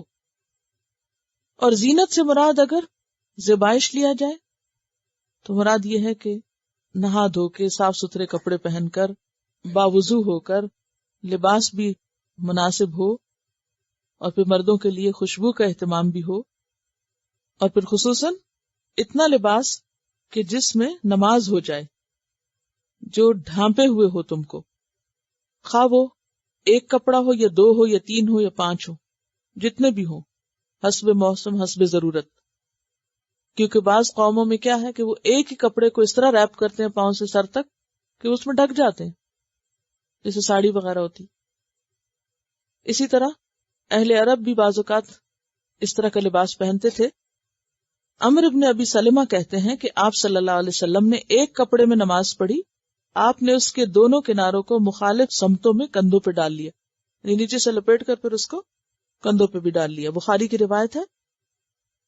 اسی طرح ابو ہریرہ کہتے ہیں کہ آپ صلی اللہ علیہ وسلم نے فرمایا، تم میں سے کوئی ایک کپڑے میں اس طرح نماز نہ پڑھے کہ اس کے کندھے پہ کچھ نہ ہو، یعنی صرف تہمت نہ باندھے بلکہ اس کا اتنا پلو بچ جائے کہ جس سے کندھے بھی ڈھکے ہوئے ہوں. تو نماز میں مرد کے لباس میں خصوصاً کندھوں کا ذکر ہے، لیکن عورت کے لباس میں سر کی اوڑھنی بھی ہے. ترمذی کی روایت ہے کہ کسی بالغ عورت کی نماز دوپٹے کے بغیر جائز نہیں، یا تو اتنا لمبا ہو ڈریس کہ نیچے سے لپیٹتے لپیٹتے سارا لپیٹ کے پھر اوپر سے کندھے اور سر اور سارا کچھ ڈھک جائے. حضرت حسن رضی اللہ تعالیٰ عنہ کی عادت تھی کہ نماز کے وقت اپنا سب سے بہترین لباس پہنتے تھے اور فرماتے تھے کہ اللہ تعالیٰ جمال کو پسند کرتے ہیں، اس لیے میں اپنے رب کے لیے زینت اور جمال اختیار کرتا ہوں. لیکن عام لوگوں کا حال کیا ہوتا ہے کہ نماز کپڑے بدلنے سے پہلے پڑھتے ہیں، لیکن حضرت حسن نماز کے لیے اچھا لباس پہنتے تھے.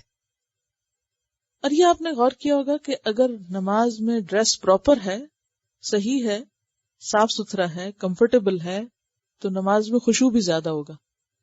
اور اگر آپ نے مختصر قسم کا لباس پہنا ہوا نماز میں، یہ ٹائٹ لباس ہے، تو پھر نماز میں خشوع آ ہی نہیں سکتا، سجدہ بھی پراپر نہیں ہو سکتا.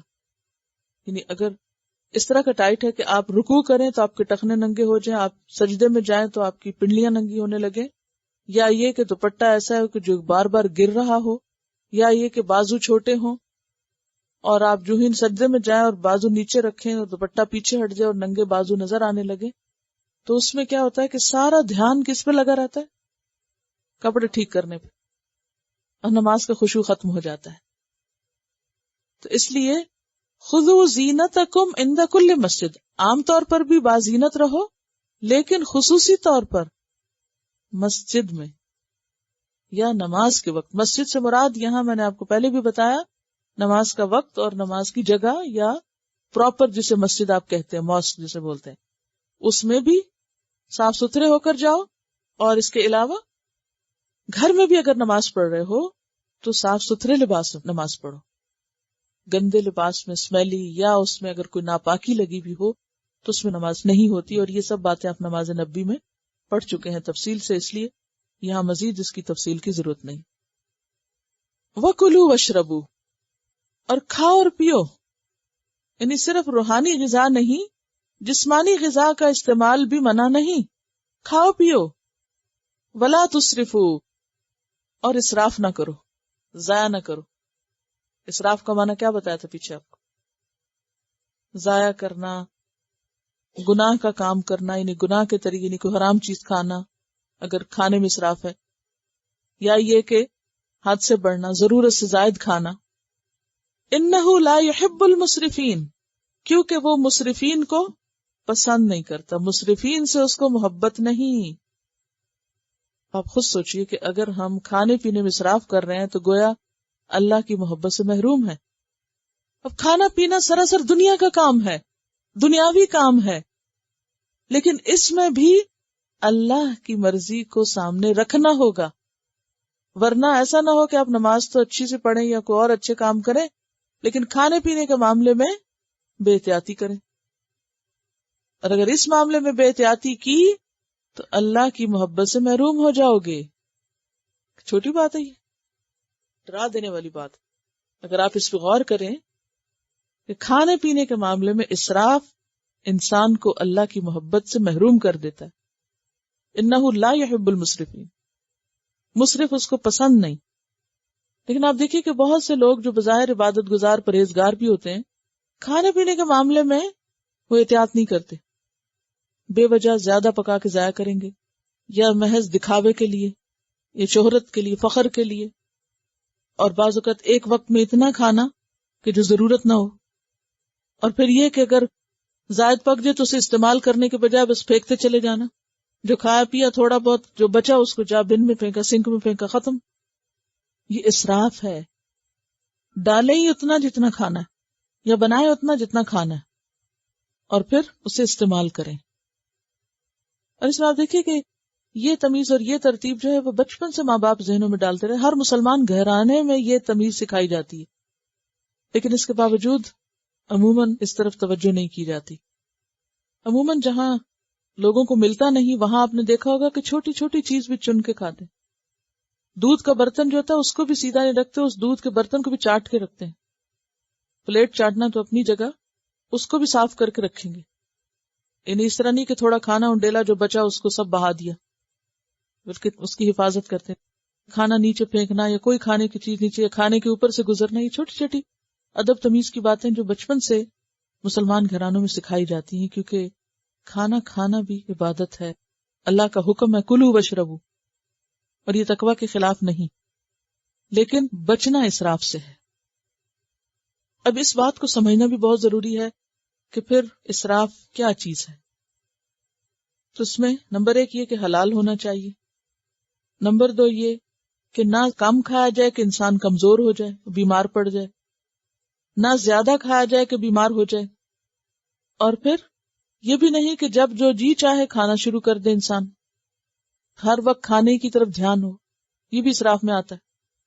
یعنی کھانا زندگی کا مقصد نہ بن جائے، اور کھانے میں صرف زبان کی لذت جو ہے وہی اہمیت نہ رکھتی ہو بلکہ غذائیت بھی ضروری ہے.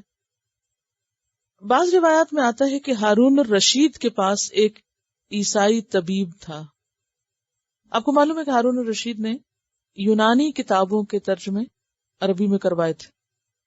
کثیر مال دے کے کتابوں کو سونے پہ تولا جاتا تھا، جتنا کتاب کا وزن ہوتا تھا اتنا وزن کر کے سونا معاوضے میں دیا جاتا. اور اس کے علاوہ بھی بہت کچھ، یعنی بہت علم کی قدر ہوئی تھی اس زمانے میں، دنیا بھر سے لوگ سمٹ آئے تھے. تو ان کے پاس ایک عیسائی طبیب تھا.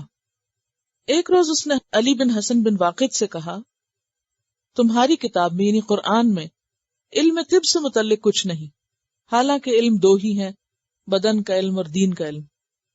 علی نے جواب دیا، اللہ نے ساری طب کو آدھی آیت میں جمع کر دیا ہے، کلو واشربو ولا تسرفو. ساری طب اس میں ہے. طبیب بولا، تمہارے رسول کا کوئی قول طب کے بارے میں نہیں. علی نے کہا، ہمارے رسول نے بھی ساری طب کو چند الفاظ میں جمع کر دیا ہے. فرمایا، میدا مرض کا گھر ہے، پرہیز علاج کا سر ہے. ہر بدن کو وہی چیز دو جس کا تم نے اس کو عادی بنایا ہو، یعنی جو تمہیں سوٹ کرتی. طبیب بولا، تمہاری کتاب اور تمہارے رسول نے تو جالینوس کے لیے طب چھوڑی ہی نہیں، یعنی سارے حکیم بیکار ہو جائیں اگر ان اصولوں پہ عمل کر لیا جائے. بہقی کی روایت میں آتا ہے، میدا بدن کا حوض ہے، سارے بدن کی رگیں اسی حوض سے سیراب ہوتی ہیں. حوض کس کو کہتے ہیں؟ ٹینک کو.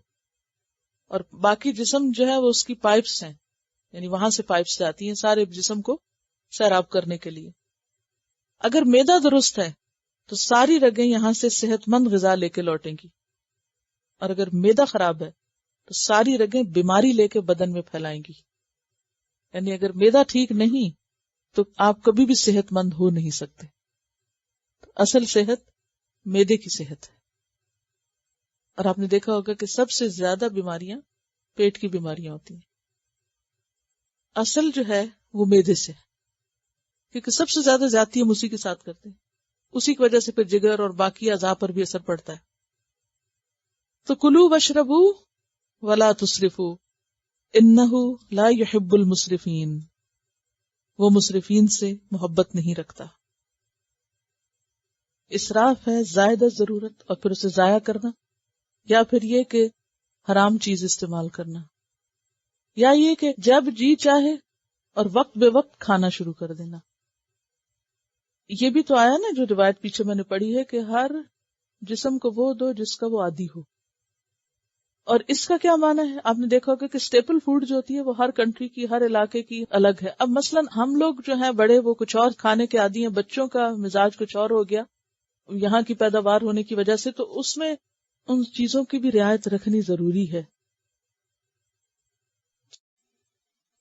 چلیے قل کہہ دیجئے من حرم، کس نے حرام قرار دیا، زینت اللہ، اللہ کی زینت کو. اور زینت سے مراد یہاں لباس اور زندگی کی باقی آرائش کی چیزیں، استعمال کی چیزیں جو حلال ہیں، پاک ہیں. التی وہ جو اخرجہ اس نے نکالی، لعبادہ اپنے بندوں کے لیے. اور نکالی سے مراد پیدا کی. بندوں کی ضرورت کے لیے جو چیزیں اللہ نے پیدا کی ان کو کس نے حرام قرار دیا؟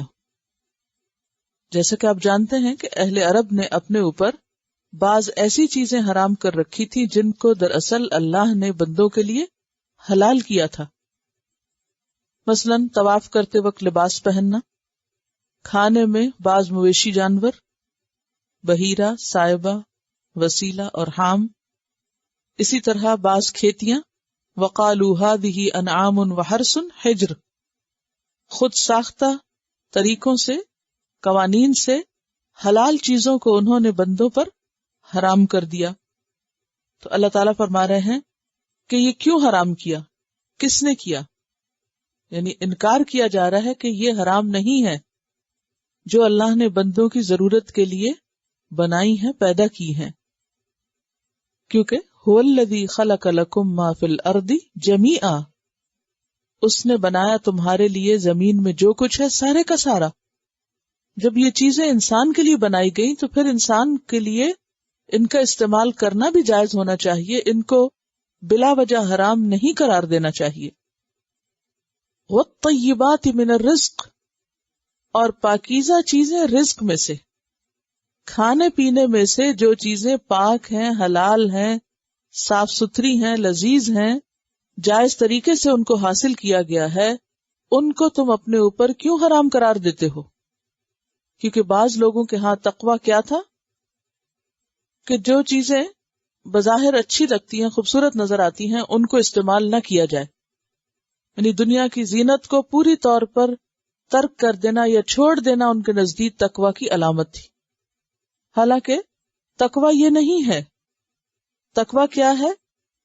کہ ان تمام امور میں اللہ کی نافرمانی سے بچا جائے، جن چیزوں کو اس نے حرام کیا ان کو حرام سمجھا جائے، اور جو حلال ہیں انہیں حلال سمجھا جائے، خواہ وہ لباس میں سے ہوں یا پھر طیبات من الرزق میں سے ہوں. قل ہی للذین آمنوا فی الحیات الدنیا، کہہ دیجئے وہ ان لوگوں کے لیے ہیں جو ایمان لائے دنیا کی زندگی میں. یعنی اللہ کی نعمتوں پر اللہ کے فرما بردار بندوں کا حق ہے، نافرمانوں کا نہیں. لیکن یہ اللہ کی رحمت ہے کہ وہ نافرمانوں کو بھی فائدہ اٹھانے کی مہلت دے رہا ہے، رخصت دے رہا ہے. خالصتا یوم القیامہ، لیکن قیامت کے دن اہل ایمان ہی کے لیے خالص ہوں گی. کسی اور کے لیے نہیں.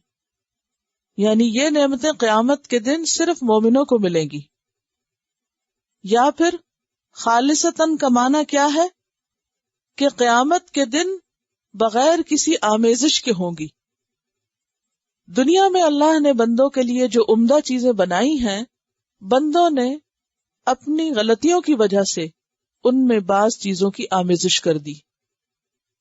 اسی لیے آپ دیکھیں کہ بہت سے فوڈ پروڈکٹ ایسے ہیں کہ جو طرح طرح کی آمیزش کے ساتھ ہیں، مختلف چیزیں ایسی ان میں ڈال دی گئی ہیں، بعض اوقات اگانے میں، بعض اوقات کھاد کے ذریعے، بعض اوقات ان کی پروسیسنگ میں، کہ وہ طیبات میں نہیں رہی، یعنی خالص نہیں رہی، پیور نہیں رہی، ہولسم نہیں رہی.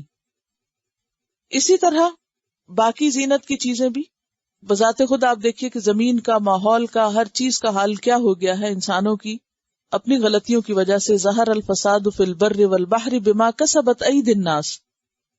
خشکی اور سمندر میں فساد پھیل گیا بندوں کے اپنے ہاتھوں کی کمائی کی وجہ سے، اپنی غلطیوں کی وجہ سے. تو قیامت کے دن ایسی کوئی آلائش، آمیزش اور مشقت نہ ہوگی. پھر یہ ہے کہ دنیا میں اگر آپ کو ایک اچھی چیز حاصل کرنی ہو تو اس کے لیے آپ کو تردد کرنا پڑتا ہے، تھکنا پڑتا ہے. اچھا کھانا بنانا ہو، کوئی بھی چیز اچھی حاصل کرنی ہو اپنی مرضی کی، پسند کی، تو بعض اوقات آپ کو کئی میل دور جانا پڑتا ہے. لیکن قیامت کے دن یہ ساری نعمتیں ملیں گی خالص، یعنی بغیر کسی تکان کی آمیزش کے، یا کسی گندگی کی آمیزش کے، یا کسی ناپسندیدہ یا ان ہیلدی چیز کی آمیزش سے. تو فرمایا کہ یہ دنیا کی زندگی میں بھی مومنوں کے لیے تھی، ایمان والوں کے لیے، اور قیامت کے دن تو خالصتاً انہی کے لیے ہوں گی، یا ان کے لیے خالص ہو کر انہیں ملے گی. کذالک، اسی طرح، نفصل الآیات، ہم کھول کھول کے بیان کرتے ہیں آیات کو، لقوم، ان لوگوں کے لیے، یعلمون، جو علم رکھتے ہوں، جو جانتے ہوں. جاننے والوں کے لیے اللہ نے آیات کو اچھی طرح کھول کے بیان کیا ہے، اور آیات سے مراد اس کے احکامات ہیں.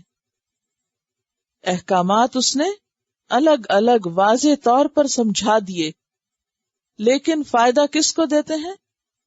لقوم یعلمون، علم والوں کو. کیونکہ احکامات تو موجود ہیں، جو علم حاصل نہ کریں، جانے نہیں، سیکھے نہیں، ان کو کیا پتا. تو کیا سمجھ میں آئی اس آیت سے بات آپ کو؟ کیا خلاصہ ہے اس کا؟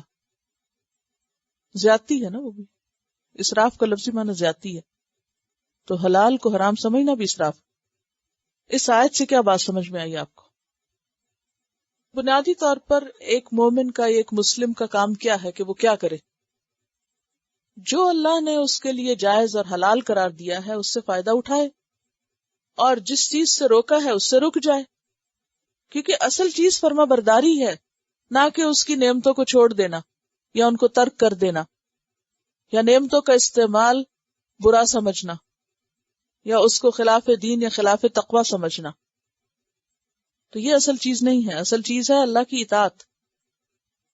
جو چیزیں اس نے ہمارے لیے اچھی پیدا کی ہیں ان کو خوشی سے استعمال کر کے شکر ادا کرنا، اور اس دنیا کی زندگی کو بھی اچھی طرح گزارنا، یہ دین کے خلاف نہیں. اور اس طرح رہبانیت کی جڑ کاٹی گئی. یعنی اسلام میں رہبانیت نہیں ہے، ترک دنیا نہیں ہے، دنیا کو استعمال کرنا، کیونکہ دنیا اللہ نے بندوں کے لیے پیدا کی ہے. تو بندوں کا کیا کام ہے کہ اس کو پھر ایکسپلور کریں، استعمال کریں، اس سے فائدہ اٹھائیں. اہم ترین بات یہ پتہ چلتی ہے کہ زینت حرام نہیں ہے، زینت کا اختیار کرنا منع نہیں ہے، اگر وہ اپنے مناسب اور جائز مقام اور موقع پر ہو. لیکن زینت کے نام پر حرام کام کرنا بھی جائز نہیں ہے. جائز زینت کا اختیار کرنا، خواہ وہ لباس میں ہو، خواہ وہ کھانے پینے میں ہو، خواہ وہ جسمانی آرائش ہو.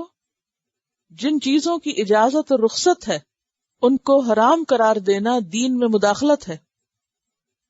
مثلا لباس میں آپ انشاءاللہ جب لباس کے آداب پڑھیں گے تو اس میں ساری حدیثیں بھی دیکھیں گے ایک آدمی نے پوچھا یا رسول اللہ صلی اللہ علیہ وسلم، ایک آدمی کو یہ پسند ہے کہ اس کا لباس خوبصورت ہو، تو کیا یہ تکبر ہے؟ یعنی خوبصورت لباس پہننا تکبر میں شامل ہے؟ آپ نے فرمایا ان اللہ جمیل یحب الجمال، اللہ خوبصورت ہے، خوبصورتی کو پسند کرتا ہے۔ تکبر تو حق کو نہ ماننے اور دوسروں کو حقیر سمجھنے کا نام ہے۔ تکبر کیا ہے؟ حق کو نہ ماننا۔ حق کو ماننا پھر کیا ہے؟ کہ مثلا لباس کے معاملے میں جو اللہ تعالیٰ نے پابندیاں لگائی ہیں، یعنی خوبصورت ہو، قیمتی ہو، اچھا ہو، اعلیٰ کوالٹی کا ہو، کوئی حرج نہیں، لیکن ساتر ہو، نہ شفاف ہو، نہ وصاف ہو، اتنا ٹائٹ نہ ہو کہ جسم کے ساتھ چپکا ہوا ہو اور جسم کا ایک ایک عضو الگ نظر آ رہا ہو، اور اتنا سی تھرو نہ ہو کہ پہن کے بھی آپ ننگے نظر آئیں، کیونکہ قیامت کے دن وہ عورتیں جو لباس پہن کے ننگی رہیں وہ جنت کی خوشبو بھی نہ پا سکیں گی۔ اس بات کا خیال رکھنا جو ہے یہ حق کو قبول کرنا ہے، اور دوسری طرف لوگوں کو حقیر سمجھنا یہ تکبر ہے۔ آپ اچھے سے اچھا لباس پہنے، لیکن آپ کو یہ حق بالکل نہیں ہے کہ جس کے پاس اچھا لباس نہیں اس کو آپ بے وقوف سمجھے یا کمتر سمجھے یا اس کی عزت نہ کریں یا اس کی طرف توجہ نہ کریں۔ یہ پھر تکبر میں آ جاتا ہے۔ یعنی جب تک آپ اپنے لیے اچھے لباس کا انتخاب کر رہے ہیں اپنی حیثیت کے مطابق، کیونکہ حیثیت سے بڑھ کے خریدنا یہ اسراف ہے کہ مثلاً اگر آپ ایک چیز نہیں افورڈ کر سکتے اور آپ قرض لے کے اور ضروری خرچوں کو کاٹ کے آپ صرف اچھے لباس پہ ہی خرچ کرتے چلے جا رہے ہیں تو یہ بھی اسراف ہے۔ لیکن اگر آپ اپنی حیثیت کے مطابق خرچ کر رہے ہیں، پہن رہے ہیں، تو یہ منع نہیں ہے، لیکن آپ اچھا پہن کے دوسروں کو بے وقوف نہ سمجھیں، جن کے پاس ہے نہیں یا جن کو سمجھ نہیں۔ یعنی ہر طرح کے انسان ہوتا ہے نا، کچھ لوگوں کو پہننے اوڑھنے کا بہت سلیقہ ہوتا ہے، بہت سمجھ ہوتی ہے، اور کچھ لوگوں کا مزاج ایسا ہوتا ہے کہ ان کو اس سے دلچسپی نہیں ہوتی، ان کو پہننے کا شوق ہی نہیں ہوتا۔ مزاج ہے نا، ہر طرح کے لوگ ہوتے ہیں۔ اب اگر ایک شخص کا مزاج اس طرح کا ہے کہ اس کو ایسے رنگ پسند ہیں کہ جو بہت شوخ نہیں ہے یا بہت کھلتے کلر نہیں ہے، وہ بالکل ہی بجھے ہوئے رنگ پہننا چاہتا ہے اور وہ اس کے لیے اٹریکٹیو ہے، تو اس کے لیے خوبصورتی کا یہی معیار ہے۔ اب اگر آپ کو اپنے لیے کھلتے رنگ پسند اور دوسرے کو نہیں پسند، تو آپ اپنی جو خواہش ہے اس پہ مت ٹھونسیں، یا آپ اس کو حقیر نہ سمجھے کہ اس کو تو کوئی سمجھ ہی نہیں۔ اس کی چوائس ہے، اس کی مرضی، اس کی پسند ہے، اس کو اس کے حال پہ چھوڑ دیں۔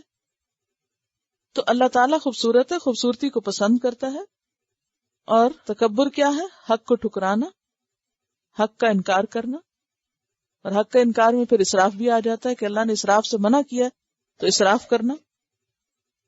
اور اسراف میں کیا کہ پھر انسان صرف اسی چیز کا ہو کے رہ جائے اور باقی کام اس کو بھول جائے۔ پھر اسی طرح آپ دیکھیں کہ لباس شہرت سے منع کیا گیا ہے۔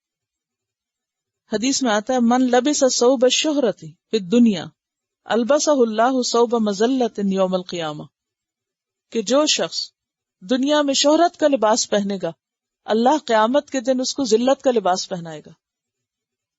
تو لباس شہرت کون سا ہوتا ہے؟ یعنی اس نیت سے لباس پہنے انسان کہ مشہوری ہو میری، یا میں ہر دل عزیز ہو جاؤں، مجھ جیسا کوئی اور نظر نہ آئے، اس میں پھر ہر وہ طریقہ اختیار کرنا جو جائز نہ جائز ہو۔ مثلا جیسے بعض اوقات ایسا لمبا لباس پہننا کہ جو پیچھے پیچھے گھسٹتا چلا آئے، یا یہ کہ ایسے ڈیزائن پہننا کہ جس سے سطر پوشی نہ ہو لیکن شہرت خوب ہو، یعنی جس کا ہر کوئی ذکر کرے۔ دیکھیے صرف ڈیزائنر کلوتھ پہننے میں کوئی حرج نہیں ہے، اگر آپ ڈیزائنر کلوتھ پہننا چاہتے پہن لیں، اگر آپ کے پاس حیثیت ہے، اگر آپ اپنے مال میں سے اللہ کا حق، بندوں کا حق، رشتہ داروں کا حق سب کو دے رہے ہیں تو اچھے سے اچھا لباس قیمتی پہن سکتے ہیں۔ لیکن اگر پیچھے نیت خراب ہے کہ آپ دوسروں کو لیٹ ڈاؤن کرنا چاہتے ہیں، آپ اپنا روب اور اپنا مقام اور ویلیو جتانا چاہتے ہیں محض اپنے لباس کے ذریعے، یعنی اپنی حیثیت منوانا چاہتے ہیں صرف لباس کے ساتھ، اور کوئی خوبی نہیں آپ میں، نہ کسی اور قابلیت حاصل کرنے کی طرف کوئی توجہ ہے، تو اس چیز سے منع کیا گیا ہے۔ یعنی لباس میں مشہور ہو انسان اور باقی اس کے اندر کوئی قابلیت نہ ہو۔ پھر اسی طرح یہ بھی کہا گیا کہ ان البذاذۃ من الایمان، بزازہ سادگی کو کہتے ہیں، اور خاص طور پر لباس کی سادگی مراد ہوتی ہے۔ اب لباس کی سادگی ایمان کا حصہ ہے، اس سے مراد گندے مندے کپڑے پہننا نہیں ہے، یا پھٹے پرانے اور ادھڑے ہوئے اور اسمیلی اور بالکل رنگ اڑے ہوئے، یہ مراد نہیں ہے بزازت سے۔ سادہ لباس سے مراد یہ ہے کہ ایسا باوقار کمفرٹیبل لباس ہو کہ جس میں آپ کی عبادت بھی صحیح طور پہ ہو سکے۔ ایسا لباس پہننا منع ہے کہ جو آپ کی نماز میں رکاوٹ ہو، یہ ایک معیار ہے، کرائیٹیریا ہے۔ کیوں؟ کیا کہا گیا؟ خذوا زینتکم عند کل مسجد، اور ہر تھوڑی دیر کے بعد تو نماز کا وقت آ جاتا ہے۔ تو اب آپ ایسا لباس کتنی دیر پہنیں گے جو آپ کی نماز میں رکاوٹ ہو، خواہ وہ تنگ ہو یا وہ کسی ایسی وجہ سے ہو کہ جس میں جو حیا کے معنی ہو یا ستر پوش نہ ہو۔ ورنہ یاد رکھیے کہ قیمتی لباس منع نہیں اگر آپ کی حیثیت میں ہے۔ مثلا آپ صلی اللہ علیہ وسلم کی ایک چادر کی قیمت 1000 روپے برابر تھی، یا 1000 درہم کہہ سکتے ہیں آپ، ایک چادر کی قیمت۔ مثلا اگر روپے بھی کہیں تو 1000 روپے کی ایک چادر از کوائٹ ایکسپینسو، اس کو آپ نے پہنا۔ تو اصل چیز یہ نہیں ہے کہ قیمتی نہ ہو کپڑا، سادگی میں یہ نہیں آتا کہ قیمتی نہ ہو، اصل چیز یہ ہے کہ کیا آپ کی حیثیت ہے وہ لینے کی۔ یہ تو نہیں کہ آپ قرضہ اٹھا کے 1000 روپے کا لباس پہن رہے ہیں، یہ منع، کیونکہ شہید کے سارے گناہ معاف ہو گئے، مگر قرض کی ذمہ داری اس پر بھی رہ جائے گی، وہ اس کے جنت میں جانے میں رکاوٹ بنے گی جب تک کہ وہ اپنی نیکیوں میں سے دے نہ ڈالے جس کا بھی اٹھایا ہوا ہے۔ یا یہ ہے کہ آپ کو خوراک کی ضرورت ہے، یا آپ کے بچوں کو خوراک کی ضرورت ہے، اور آپ ان کو کھانا نہیں دے رہے، اور آپ سارے پیسے کس پہ لگا رہے ہیں؟ کپڑوں پہ لگا رہے ہیں یا ظاہری زینت پہ لگا رہے ہیں، تو وہ منع ہے۔ اسی طرح یہ ہے کہ بعض اوقات پھر صرف سستا اور اچھا تلاش کرنے میں اتنا وقت چلا جاتا ہے کہ نمازیں ضائع ہو جاتی ہیں یا اور ضروری کام رہ جاتے ہیں، یہ بھی اسراف ہے، حد سے بڑھنا ہے۔ بعض اوقات یہ ہے کہ ہیں ضرورت کے کپڑے لیکن محض شوق ہے، ہابی ہے ہر وقت کپڑے اکٹھے کرنا، تو وہ بھی اسراف میں آ جاتا ہے، کیونکہ اسراف زائد ضرورت بھی ہے۔ اور ضرورت میں کیا ہے کہ اتنے ہو کہ آپ اگر ہفتہ 10 دن نہیں دھو سکے یا ان کو تبدیل کر کے پہنتے، یا مختلف موقع کی مناسبت سے آپ کے پاس لباس ہے، کوئی شادی کا ہے، کوئی سردی کا ہے، کوئی گرمی کا ہے، اور اس میں پھر چیزیں اکٹھی ہو جاتی ہیں تو کوئی حرج نہیں۔ لیکن یہ ہے کہ پتہ ہی نہ ہو، ہوش ہی نہ ہو انسان کو، اور صرف کپڑے بنانے پر ہی توجہ ہو اور ان کو آگے پہننے اور سنبھالنے کا نہ پتہ ہو، صرف یہ مقصود ہو کہ ہر نئے موقع پہ ایک نیا جوڑا ضرور ہو۔ بعض اوقات یہ بھی ہوتا ہے نا کہ یہ تو پچھلی شادی پہ پہنا تھا، یا فلاں عید پہ پہنا تھا، یا فلاں موقع پہ پہنا تھا، اب میں یہ نہیں پہن سکتا، چاہے وہ کتنا ہی اچھا کیوں نہ ہو۔ یہ کتنا عام ٹرینڈ ہے۔ صدقہ خیرات کے لیے پیسے نہیں نکلتے، تعلیم کے لیے خرچ نہیں کرتے، اور ضروری کاموں کے لیے نہیں خرچ کرتے، لیکن صرف دکھاوے کے لیے، یہی شہرت کا لباس ہے۔ پھر اسی طرح امام ابو حنیفہ کے بارے میں آتا ہے کہ ان کی ایک چادر تھی جس کی قیمت 400 اشرفیاں تھی۔ امام مالک روزانہ نیا جوڑا پہنتے تھے اور پرانا روز صدقہ کرتے تھے۔ ان کے بارے میں آتا ہے کہ کسی نے ان کے لیے سال بھر کے 360 جوڑوں کا انتظام اپنے ذمہ لیا ہوا تھا، کوئی ان کے شاگرد ہوں گے یا جو بھی، تو سال بھر کے 360 جوڑوں کا انتظام اس نے اپنے ذمہ لیا ہوا تھا، کیونکہ وہ صرف ایک کپڑا ایک بار استعمال کرتے اور پھر فوراً کسی غریب طالب علم کو دے دیتے۔ اور آپ کو معلوم ہے کہ امام مالک کے پاس مشرق اور مغرب سے لوگ آتے تھے پڑھنے کے لیے مدینہ میں۔ اندلس میں اب بھی مالکی مذہب ہے مغرب کے علاقوں میں، اور انہوں نے کبھی بھی اس کو اسراف نہیں سمجھا۔ کیوں؟ اس لیے کہ اگر آپ کے پاس ہے تو آپ پہن لیں، اور پہن کے آپ کسی کو دے دیں۔ اور پھر اسی طرح اور بھی کچھ لوگوں کے بارے میں آتا ہے کہ وہ جب نیا جوڑا بناتے تو پہلے کپڑوں میں سے ایک ضرور نکال دیتے، یعنی جمع نہیں رکھتے تھے، تاکہ جو بے لباس ہے ان کا بھی حق ادا ہوتا چلا جائے۔ تو زینت کا اختیار کرنا منع نہیں ہے، لیکن اس میں جو حدود اللہ نے رکھی ہیں ان کی پابندی بھی ضروری ہے۔ اور ایک حدیث میں یہ بھی آتا ہے کہ ان اللہ یحب ان یرا اثر نعمتہ علی عبدہ، اللہ تعالیٰ کو یہ بات پسند ہے کہ وہ جب کسی بندے کو کوئی نعمت دے تو اس کا اثر اس پہ نظر آئے، وہ پہنے بھی، استعمال بھی کرے اس کو۔ یہ نہیں کہ بند کر کے لاکر میں رکھ دے، بس اسے استعمال کریں. حرام کیا ہے؟ زینت حرام نہیں، حرام اب بتایا جا رہا ہے. قل انما حرم ربی الفواحش، کہہ دیجئے بے شک میرے رب نے فواحش کو حرام قرار دیا ہے. فواحش حرام ہے، فاحشہ حرام ہے، بے حیائی کا لباس حرام ہے، اور اسی طرح کبیرہ گناہ حرام ہے. بعض لوگ کپڑے تو سیدھے سادھے پہنیں گے مگر زبان سے ہر وقت کسی کی غیبت کریں گے، کسی کو نہیں معاف کریں گے، کسی کو نہیں چھوڑیں گے. ادھر نماز پڑھیں گے، ادھر بیٹھ کے کسی نہ کسی کا قصہ کھول دیں گے اور کسی نہ کسی کی چھٹائی کرتے رہیں گے. یہ حرام ہے، یہ منع ہے، یعنی ان کی زبان نہیں رکتی کہیں. تو لباس آپ خواہ کتنا بھی سادہ پہنے ہوئے، اور اگر آپ کی زبان جو ہے وہ گالیاں بک رہی ہے، یا وہ دوسروں پہ الزام تراشی کر رہی ہے، یا آپ جھوٹ بولے جا رہے ہیں، یا آپ بخل کر رہے ہیں، یہ سب فواحش ہیں. ما ظہر منہا وما بطن، خواہ ظاہری ہو یا چھپ کے ہو، سب کے سامنے ہو یا الگ بیٹھ کے ہو. والاثم، اور گناہ حرام ہے. اسم کی تعریف کیا ہے؟ پیچھے پڑھ چکے. الاثم ما حاک فی نفسک، اسم وہ جو تمہارے دل میں کھٹک جائے اور تو اس کو برا جانے کہ کہیں لوگوں کو پتہ نہ چل جائے.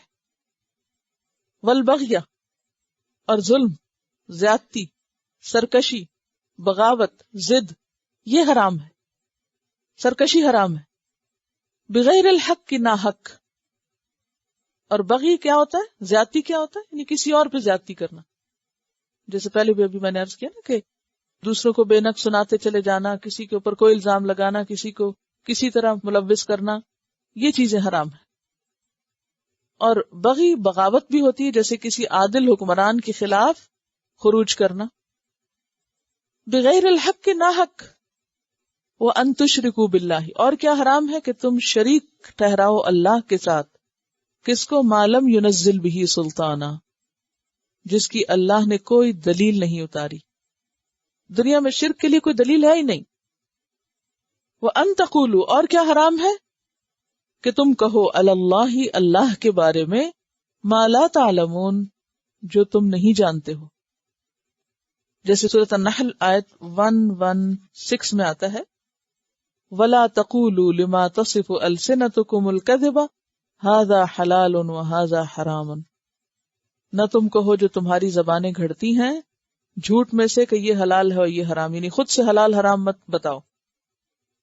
تو اس سے کیا پتہ چلتا ہے؟ اس آیت سے حرام کی جو تفصیل آپ کو پتہ چلی وہ کیا کیا ہے، کیا کچھ حرام ہے. نمبر 1، کھلی اور چھپی بے حیائی، فواحش حرام ہے. اور گناہ، اسم حرام، بغی، زیادتی، ناحق زیادتی، اللہ کے ساتھ کسی کو شریک ٹھہرانا، اور اللہ کے بارے میں وہ باتیں کہنا جو اللہ نے فرمائی نہ ہو، اللہ کے ذمے لگا دینا، یہ سب چیزیں ناجائز ہیں. تو خلاصہ کیا ہوا آیت کا کہ دین کی اصل تصویر کیا بتائی جا رہی، کیا پتہ ان 2-3 آیتوں میں دین کی اصل پہچان کیا ہے؟ کہ اللہ کی نعمتوں کو جائز طریقے پر اعتدال کے ساتھ استعمال کرنا بھی سراسر عبادت ہے، اور نعمت استعمال کر کے شکر ادا کرنا بھی. پاکیزہ رزق کا استعمال کرنا، کھانا پینا بھی عبادت ہے، لیکن اس میں زیادتی کرنا، ضرورت سے زیادہ کھانا، بار بار کھانا، حرام کھانا، یہ چیزیں منع ہیں جو انسان کے لیے نقصان دہ ہیں. وَلِكُلِّ أُمَّةٍ أَجَلٌ، اور ہر امت کے لیے ایک مقرر وقت ہے. جیسے قوم نوح تھی، قوم عاد، قوم سمود، تو ہر قوم اور ہر نیشن کا ایک خاص وقت مقرر ہے کہ اس میں اس کو ایک عروج ملتا ہے، پھر اس کے بعد اس کو زوال آتا ہے. یہ اللہ کا ایک طریقہ ہے. فَإِذَا جَاءَ أَجَلُهُمْ، پھر جب آ جاتا ہے ان کا مقرر وقت. مقرر وقت سے مراد خاتمے کا وقت.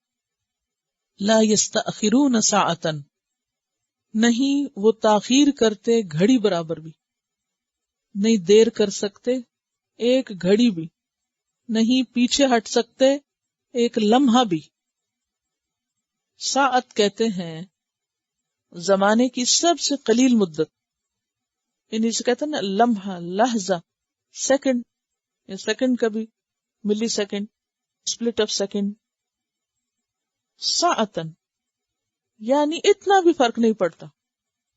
جب کسی قوم کو تباہ ہونا ہوتا ہے، اس کے خاتمے کا وقت آتا ہے، اس پہ عذاب کا وقت مقرر ہے، وہ اسی وقت میں آتا ہے سیکنڈز کی ایکوریسی کے ساتھ.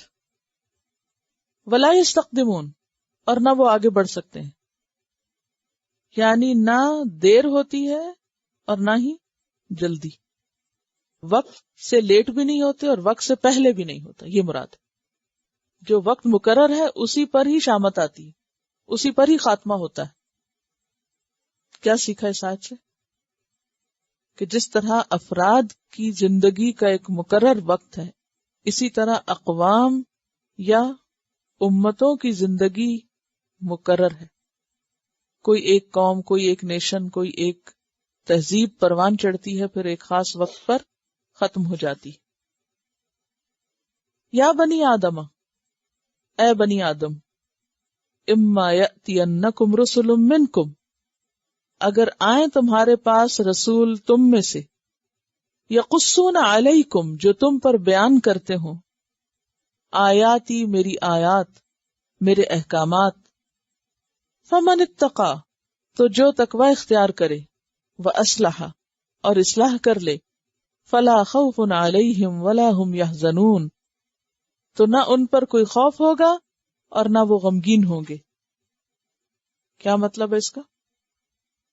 بنی آدم کو کیا وارننگ دی جا رہی، کیا سمجھایا جا رہا ہے؟ جب رسول آئیں اور میری آیات تم کو سنائیں، اور آیات سے مراد احکامات ہیں یہاں، تو پھر جو کوئی تقوی کرے اور اصلاح کرے.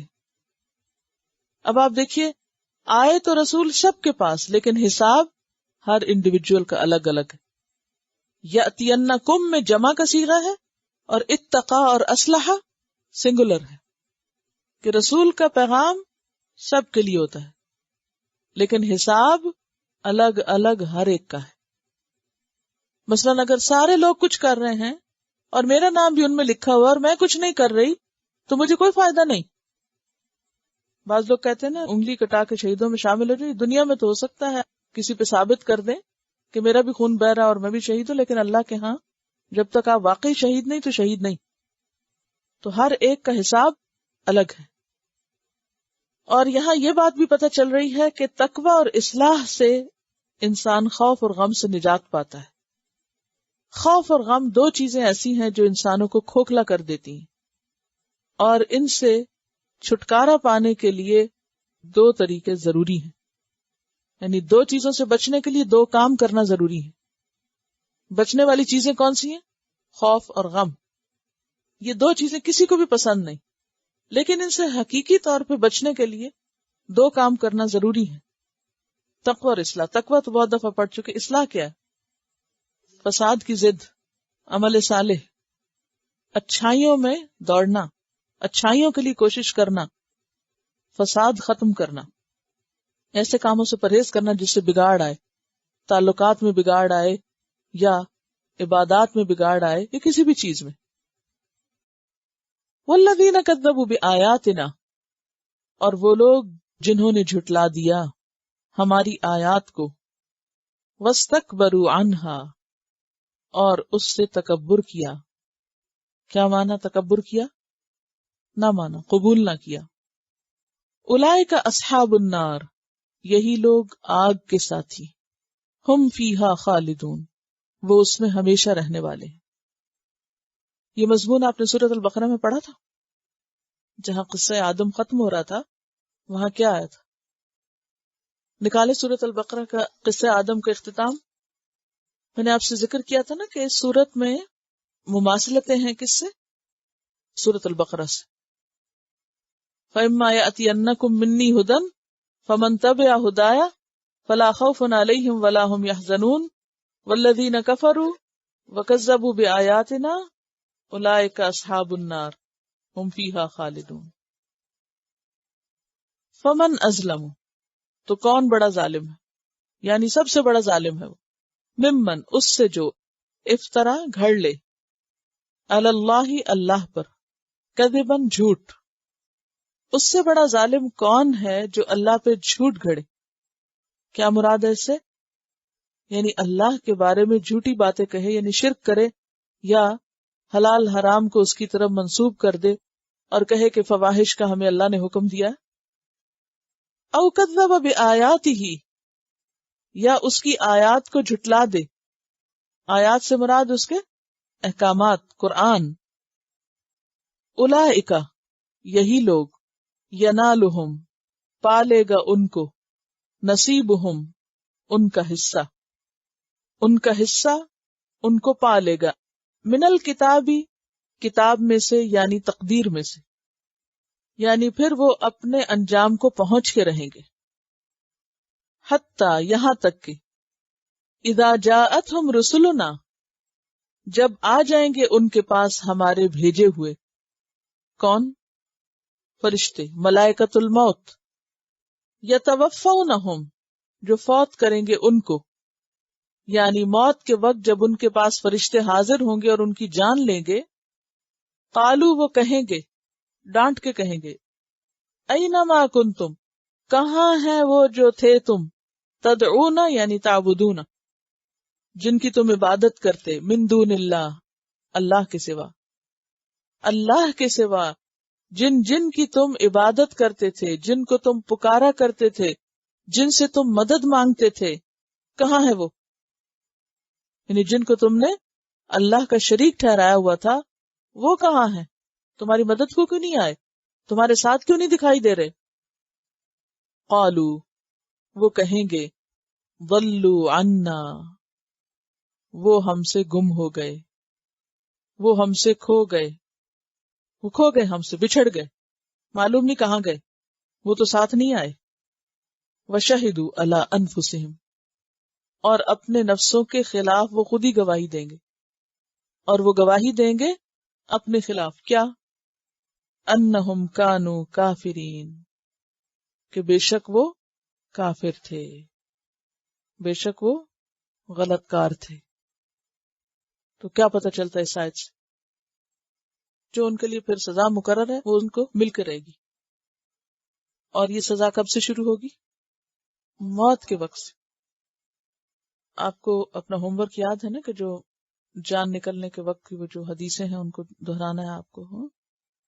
کیونکہ بہت سے لوگ اس بارے میں بھی بے خبر ہیں، اور صرف حدیث میں نہیں، خود قرآن میں یہ بات بارہا دہرائی گئی ہے کہ موت کے فرشتے جو ہیں ان کی آمد کے ساتھ ہی انسان کے اوپر سزا شروع ہو جاتی ہے، کیونکہ توبہ اس وقت قبول نہیں ہوتی۔ پھر کچھ لوگ تو ایسے ہیں کہ جن کے پاس موت کے فرشتے آئیں گے اور وہ بہت ہی اچھی حالت میں ہوں گے، اور وہ آ کے ان کو سلام کریں گے اور ان کو خوشخبری دیں گے، اور جس سے ان کا شوق اللہ سے ملاقات کا اور زیادہ بڑھ جائے گا۔ سورۃ الواقعہ جو ہے اس میں بھی اس کی تفصیل آتی ہے۔ سورۃ الواقعہ آیت 83 سے آنورڈ۔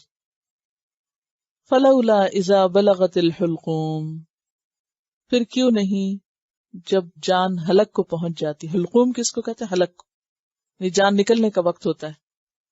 وَأَنْتُمْ حِينَئِذٍ تَنْظُرُونَ، اور تم اس وقت دیکھ رہے ہوتے ہو، جس کی جان نکل رہی ہوتی ہے تم اس کے پاس سرانے کھڑے ہوتے ہو۔ وَنَحْنُ أَقْرَبُ إِلَيْهِ مِنْكُمْ، اور ہم زیادہ قریب ہوتے ہیں تم سے، وَلَكِنْ لَا تُبْصِرُونَ، لیکن تم دیکھتے نہیں ہو۔ یعنی فرشتے بھی پاس آئے ہوئے ہوتے ہیں لیکن بندوں کو نظر نہیں آتا۔ فَلَوْلَا إِن كُنْتُمْ غَيْرَ مَدِينِينَ تَرْجِعُونَهَا إِن كُنْتُمْ صَادِقِينَ، پھر کیوں نہیں اگر تم کسی کے دیندار نہیں ہو تو اس جان کو واپس لوٹاؤ اگر تم سچے ہو۔ فَأَمَّا إِن كَانَ مِنَ الْمُقَرَّبِينَ، پھر اگر وہ مرنے والا مقربین میں سے ہوتا ہے، نیک شخص ہوتا ہے، فَرَوْحٌ وَرَيْحَانٌ وَجَنَّتُ نَعِيمٌ، تو پھر کیا ہوتی ہے اس کے لیے؟ راحت اور ریحان، خوشبو یا پھول اور نعمتوں والے باغ، یعنی اس کو دکھائے جاتے ہیں۔ وَأَمَّا إِن كَانَ مِنْ أَصْحَابِ الْيَمِينَ، اور اگر مقرب نہیں، صرف عام نیک شخص ہے، فَسَلَامٌ لَكَ مِنْ أَصْحَابِ الْيَمِينَ، تو اس کو سلام کرتے ہیں کہ خوشبو وغیرہ تو نہیں ہوتی، یا وہ پھول نہیں ہوتے، یا وہ رونق نہیں ہوتی، یا راحت نہیں ہوتی اس طرح، لیکن سلام کرتے ہیں کہ یعنی سلام کرنے کا مقصد کیا ہے؟ تم امن میں ہو، یعنی بچ گئے ہو. وَأَمَّا إِن كَانَ مِنَ الْمُكَذِّبِينَ الضَّالِّينَ، اور اگر مرنے والا مکذبین میں سے ہو، ضالین میں سے ہو، فَنُزُلٌ مِّنْ حَمِيمٍ، تو اس کی مہمانی کھولتے پانی سے، وَتَصْلِيَةُ جَحِيمٍ، اور جہنم میں جھونکا جانا. إِنَّ هَذَا لَهُوَ حَقُّ الْيَقِينِ، یہ بات بالکل یقینی حق ہے. فَسَبِّحْ بِاسْمِ رَبِّكَ الْعَظِيمِ، بس اپنے رب عظیم کے نام کی تسبیح کرو. سزا کی ابتدا یا اس کا آغاز کہاں سے شروع ہو جاتا ہے؟ جان نکلے، یعنی اس مرنے کے دن ہی پھر انسان کو اس کا اگلا انجام دکھا دیا جاتا ہے کہ آئندہ تم کہاں جاؤ گے، ڈائریکشن واضح ہو جاتی. تو یہاں بھی یہ ہے کہ اذا جاءتہم رسلنا یتوفونہم، ہمارے فرشتے جب ان کی روح قبض کرنے کے لیے آتے ہیں، قالو، تو اس وقت پوچھتے ہیں، اور پیچھے آپ پڑھ چکے کہ ان کو مارتے ہیں اور ان کے چہروں پہ مارتے ہیں، ان کی پیٹھوں پہ مارتے ہیں، جان نکالنے کے وقت مار رہے ہوتے ہیں، اور کسی کو نظر نہیں آتا کہ اس انسان کو مار پڑ رہی ہے. اور اس وقت وہ کہتے ہیں کہ کہاں ہیں جن کی تم عبادت کرتے تھے، کدھر ہیں تمہارے وہ شریک جن کے لیے تم جی رہے تھے اور مر رہے تھے. تو اس وقت کہیں گے قالوا ضلوا عنا، اس وقت تو کوئی بھی کام نہیں آیا، کیونکہ انسان اسی دھوکے میں رہتا ہے نا. اچھا فلاں چھوڑا دے گا، فلاں مدد کرے گا، فلاں کا پلو پکڑ لیں گے، فلاں کا وسیلہ لے لیں گے، فلاں کے واسطے سے چلے جائیں گے، لیکن اگر خود کچھ نہیں کیا تو کسی کا وسیلہ واسطہ فائدہ نہ دے گا. وہ کہیں گے گم ہو گئے، وہ تو کوئی ہے ہی نہیں یہاں. اور حقیقت میں آپ دیکھیے جیسے سورۃ الواقعہ میں ہے کہ تم اس کے پاس ہوتے ہو لیکن ہم اس سے زیادہ قریب ہوتے ہیں اس کے، اور تم لوٹاؤ اس کی جان واپس لاؤ، ڈالو کچھ اس میں، تم کچھ نہیں کر سکتے. کس قدر انسان ہیلپ لیس ہوتا ہے اس وقت. لیکن آج انسان کا تکبر کہیں مان نہیں اور جھکنے کا نام نہیں لیتا. وہ سمجھتا ہے کہ ہم سب مقابلہ کر لیں گے، لیکن اللہ کے فرشتوں کے سامنے کوئی انسان پر نہیں مار سکتا اور کوئی مقابلہ نہیں کر سکتا. اس لیے عافیت اسی میں کہ انسان مرنے سے پہلے موت کی تیاری کر لے. قال ادخلوا، کہا کہ داخل ہو جاؤ، یعنی قیامت کے دن کہا جائے گا داخل ہو جاؤ. کہاں داخل ہو جاؤ؟ فی امم، امت کی جمع، جماعتوں میں. قد خلت، تحقیق گزر گئی، من قبلکم، تم سے پہلے، یعنی پچھلی امتیں، من الجن والانس، جن و انس کی، جن و انس کی جو جماعتیں تم سے پہلے گزری، تم بھی انہی میں شامل ہو جاؤ. کہاں؟ فی النار، آگ میں. یعنی سب ایک جگہ اکٹھے ہو جاؤ، اگلے پچھلے ایک جیسے جو بھی عمل کر رہے تھے. کلما، جب کبھی، دخلت، داخل ہوئی، امتن، کوئی جماعت، کوئی گروہ، جب کبھی داخل ہوگی کوئی امت، کوئی جماعت، تو کیا کرے گی داخل ہو کے جہنم میں، آگ میں؟ لعنت اختہا، لعنت کرے گی اپنی بہن کو. یہاں اس کو بہن کیوں بتایا گیا ایک امت کو دوسری امت کا؟ کہ جس طرح بہنیں دنیا میں مل جل کر کام کرتی ہیں یا اکٹھی رہتی ہیں، دوستی ہوتی ہے، اسی طرح گمراہ لوگ بھی بہنوں کی طرح ہوتے. آپ دیکھیں جس کو آپ زیادہ اچھا دوست بنائے تو آپ کیا کہتے ہیں؟ یہ میری بہن ہے، کہتے ہیں نا، میں نے اس کو بہن بنایا ہوا. تو آپ کس کو بہن بناتے ہیں؟ جس سے آپ کے کو خیالات ملتے ہو، سوچ ملتی ہو، کوئی قدر مشترک ہو تو آپ اسی کو بہن کہتے ہیں. جس سے آپ کی نہ بنتی ہو اس کو بہن تھوڑی کہتے ہیں، سسٹر نہیں کہتے اس کو آپ. ہم خیال لوگوں کے لیے آپ سسٹر کا لفظ یوز کرتے ہیں، خواہ وہ خونی رشتہ ہو یا دوستی کا رشتہ ہو.